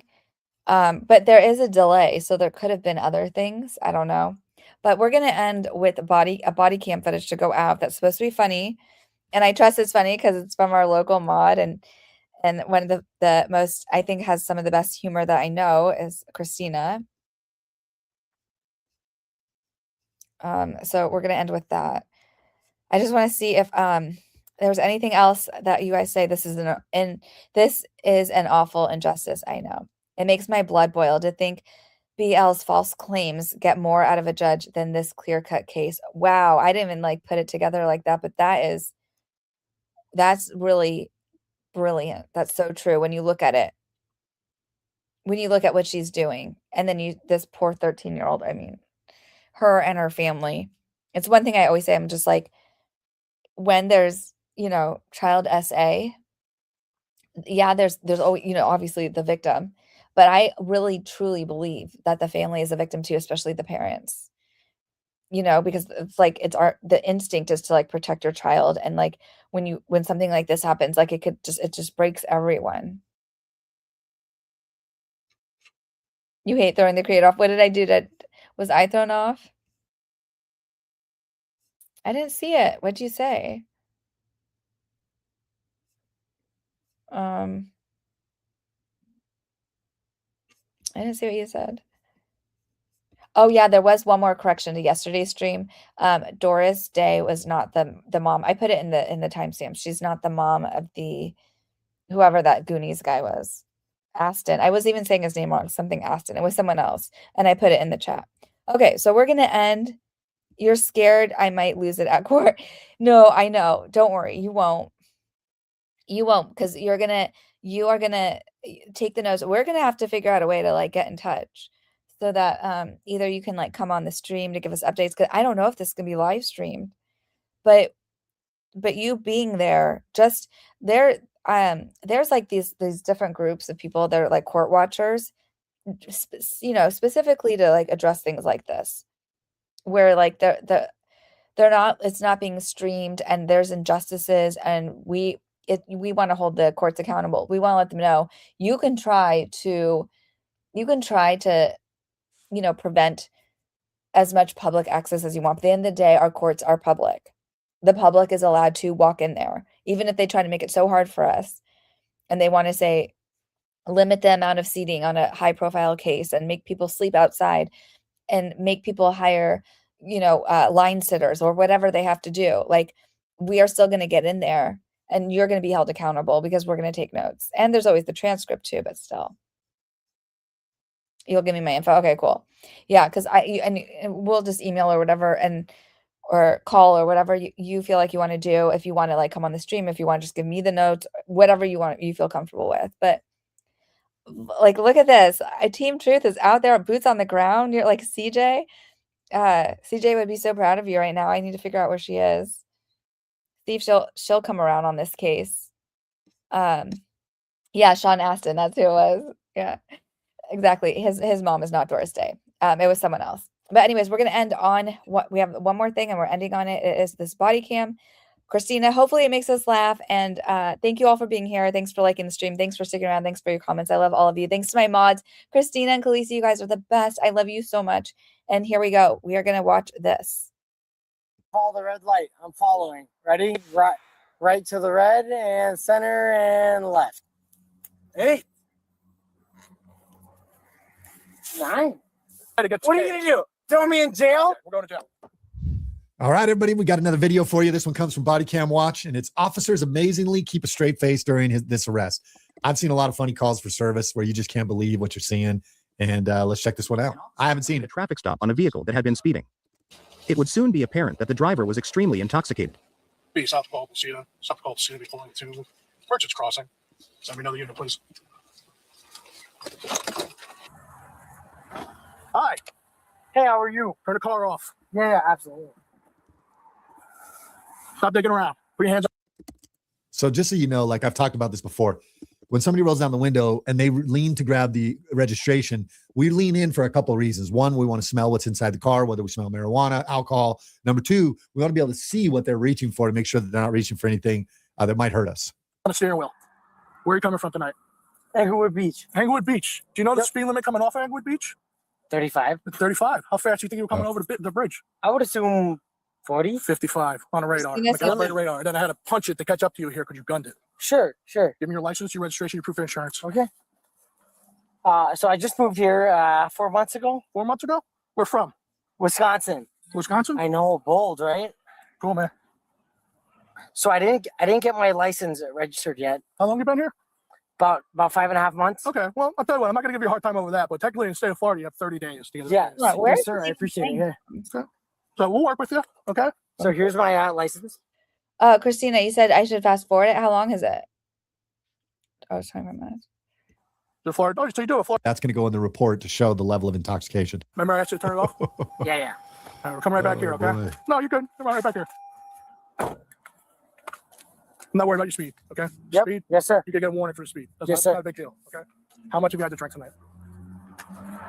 6 drinks. 6 drinks. 6 drinks. Okay. Like since like How long? Eight. Over how long? 8 p.m. 8 o'clock. Okay. It's been a while. It's been a while. I met a girl on Instagram. You know what I'm saying? I hear you. Here's the deal. Okay. I'm gonna give you a warning for speed. Not worried about your speed. Okay. Okay. I Yes, want sir. to make sure you're able to get in your car and drive home from this place. Yes, sir. And the way that we do that is through standardized field sobriety tests. Yes, sir. And that shows you. I've done 2. Oh my God. You guys, if it's true, I think they might have been joking, but if it's true that Barbara Elmore does have like an ankle whatever, I don't think you have an ankle monitor for drunk driving. That doesn't even make any sense. Whatever. If it's true though that she had a DUI, I want the body cam. I want to pull that shit. It just came to my head. I wonder if she has that. But here we'll keep going. Oops, wrong one. Uh-oh. Where did it go? Here we are. You've done 2. I've done 2. I'm from Wisconsin. Okay, I got you. So that's what I'm hoping to achieve tonight. Okay. I want to make sure you're able to get in your car and drive home from this place. Yes, okay? sir. So you're on board with that? Yes, sir. Okay. Give me a second. I gotta get some stuff. I'll be right back with Can I you. take my hoodie off? Stay right here for me. Do it up. Stay right here. Don't even hoodie on, man. It's cold out, buddy. What? It's cold out, man. No, I know. Sure, go ahead. Thank you. Where are you from in What's Wisconsin? real? Venice? Anywhere near a big city? Yeah. What? Anywhere near a big city? No.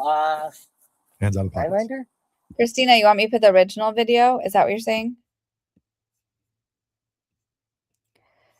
I have to find that link in. Okay, here. Oh, that's the same video. Okay. Let me go back to this. Sorry, buddy. I live like an hour and 20 minutes from the Canadian border. Oh, so you're kind of way up there, aren't you? Yeah. So do you live down here part time? You just now for vacation? I moved here 4 or 5 months ago. Yeah. Okay. But I grew up in Fort Lauderdale. So you went from Fort Lauderdale to Wisconsin back over? Yeah, my mom moved me to Fort Lauderdale in 2017 and a half, whatever. And I moved to South I don't think I've ever heard somebody say 2017 and a half.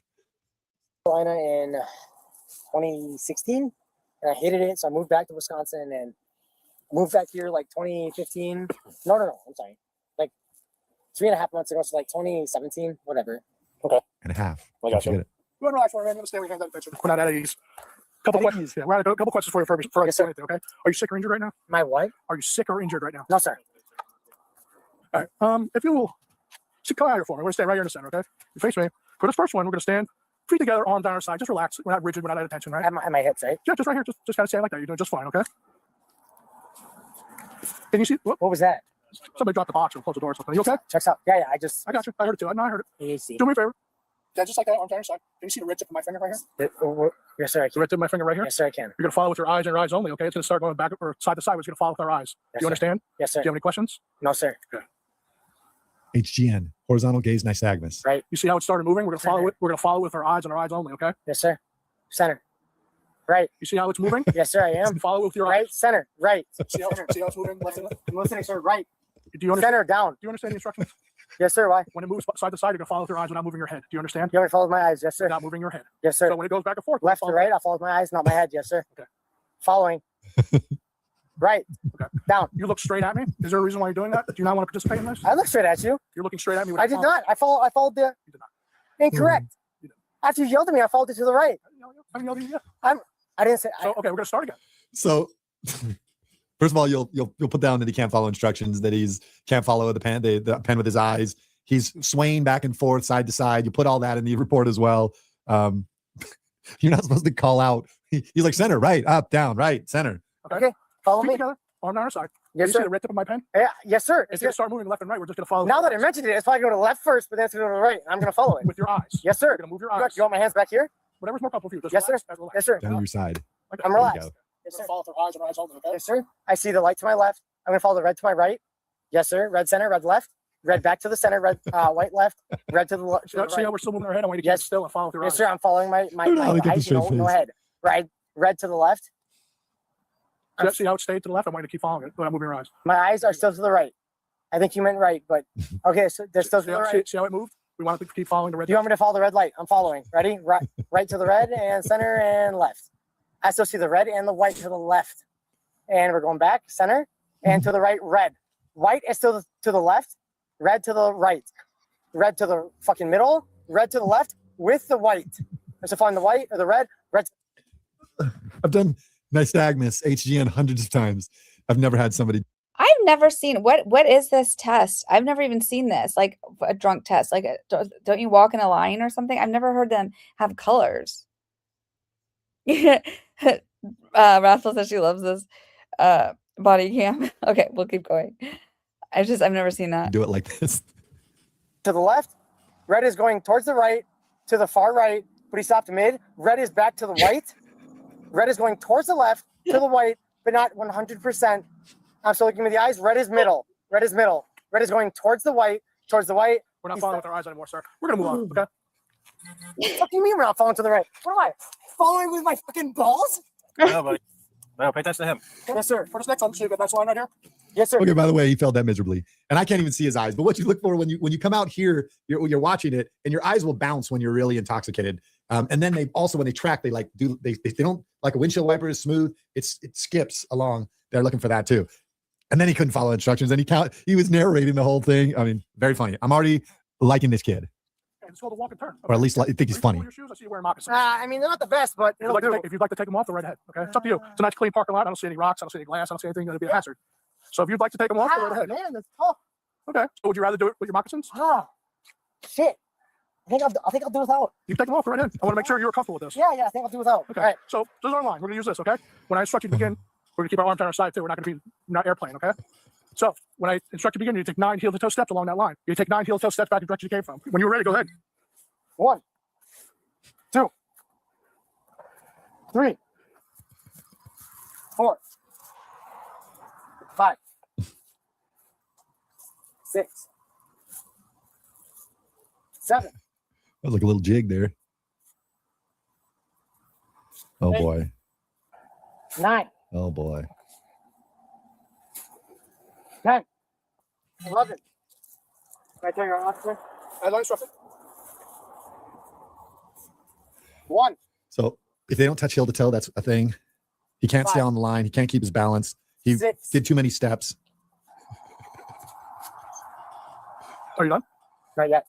7, 8, 9. Do fine. Stand there for me, okay? Like this? You want to put your shoes on? Go right ahead. They're right there. What do you mean? You can put your shoes back. I'm not done. I I'm not done. thought you were done. Excuse me. No, sir, I'm not done. Oh my goodness. What do you want from me? I'm not done. What did I instruct? And You then, asked me 2 steps ago if I was done. how many steps did I instruct you to take? You told me to go back and forth. I didn't tell you I was done. You really didn't. You didn't ask me if I was done. You didn't. I'm not done yet. You let me know when you're done. Okay? My feet are there, right? Well, the end of the line's there. What do you want? Okay, so we're staying right here. Okay. When I instruct you to begin, you're gonna lift 1 foot. You're choosing. It doesn't matter which one. Yes, Approximately 6 inches off the ground. Yes, sir. You're gonna Looking you in the eyes. count out loud. 1001, 1002, until you Yes, sir. like the, Until you tell me to stop. yes, it'll be roughly 30 seconds. Okay. Yes, sir. Do you have any questions for me? No, sir. When you are ready, go Oh, ahead. there's no way he's gonna be able to do Which this. foot, sir? It's up to you. You choose the foot.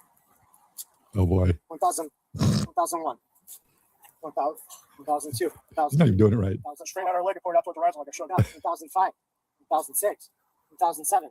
What do you want to restart? 1008, 1009, 1010, which is 10 seconds maybe? 11,001, 11,000 fucking 14, eh? 12,000, 13,000. You can stop. For this next one, we're gonna stand the same way. Okay. Put our feet together, arms on our side. Okay. Gonna make 2 pointer fingers for me right here. Okay. Bring it back down to your side. Okay. When I instruct you to, you're gonna close your eyes and tilt your head back. Okay. For now, you don't have to do it. Just watch me. Okay. Okay. So you close your eyes and tilt your head back. Okay. I gotta be honest, I wasn't sure about this I one, but said left. I'm having a good time. Left. Oh my god, my mic was muted. Oh my god, Kenny. She's like, I want my 9 more minutes. He pulled a Meryl. I'm not done. I want my 9 more minutes. That was funny. That was a good one. Good one. Tip your finger and touch the tip of your nose, just like that. Yes, sir.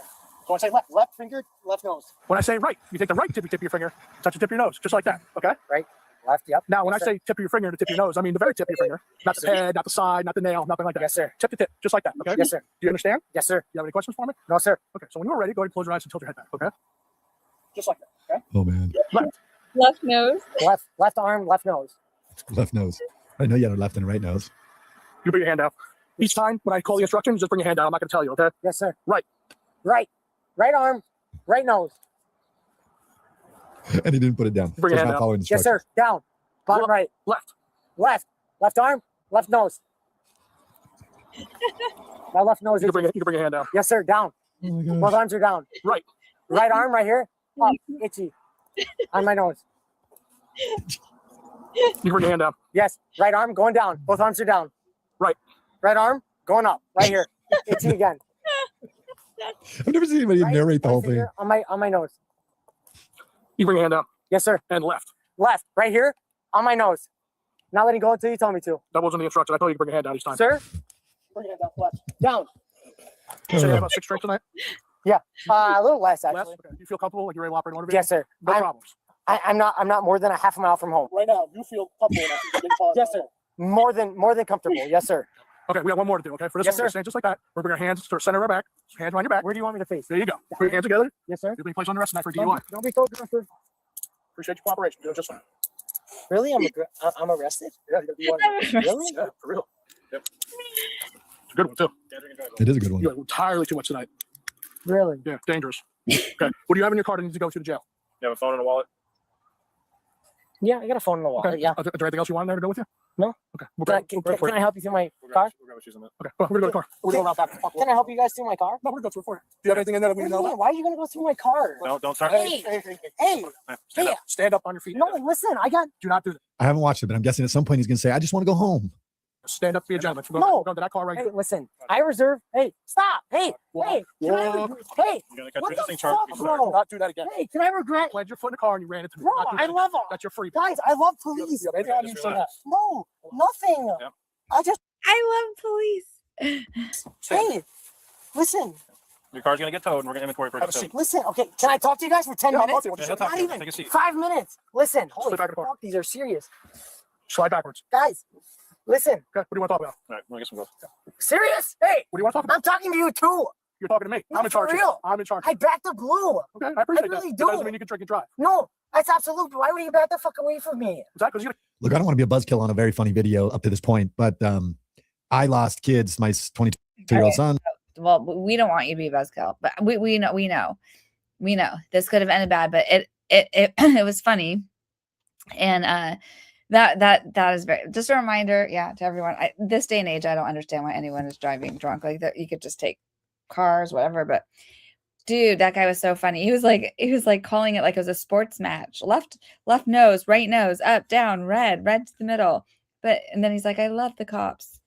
Wow, that was funny. Yeah, just take an Uber. Anyways, you all, what an amazing, thank you for sticking with me this long, and let's get justice for Aaron Spencer. Have a great night. I appreciate all of you, and I will see you soon.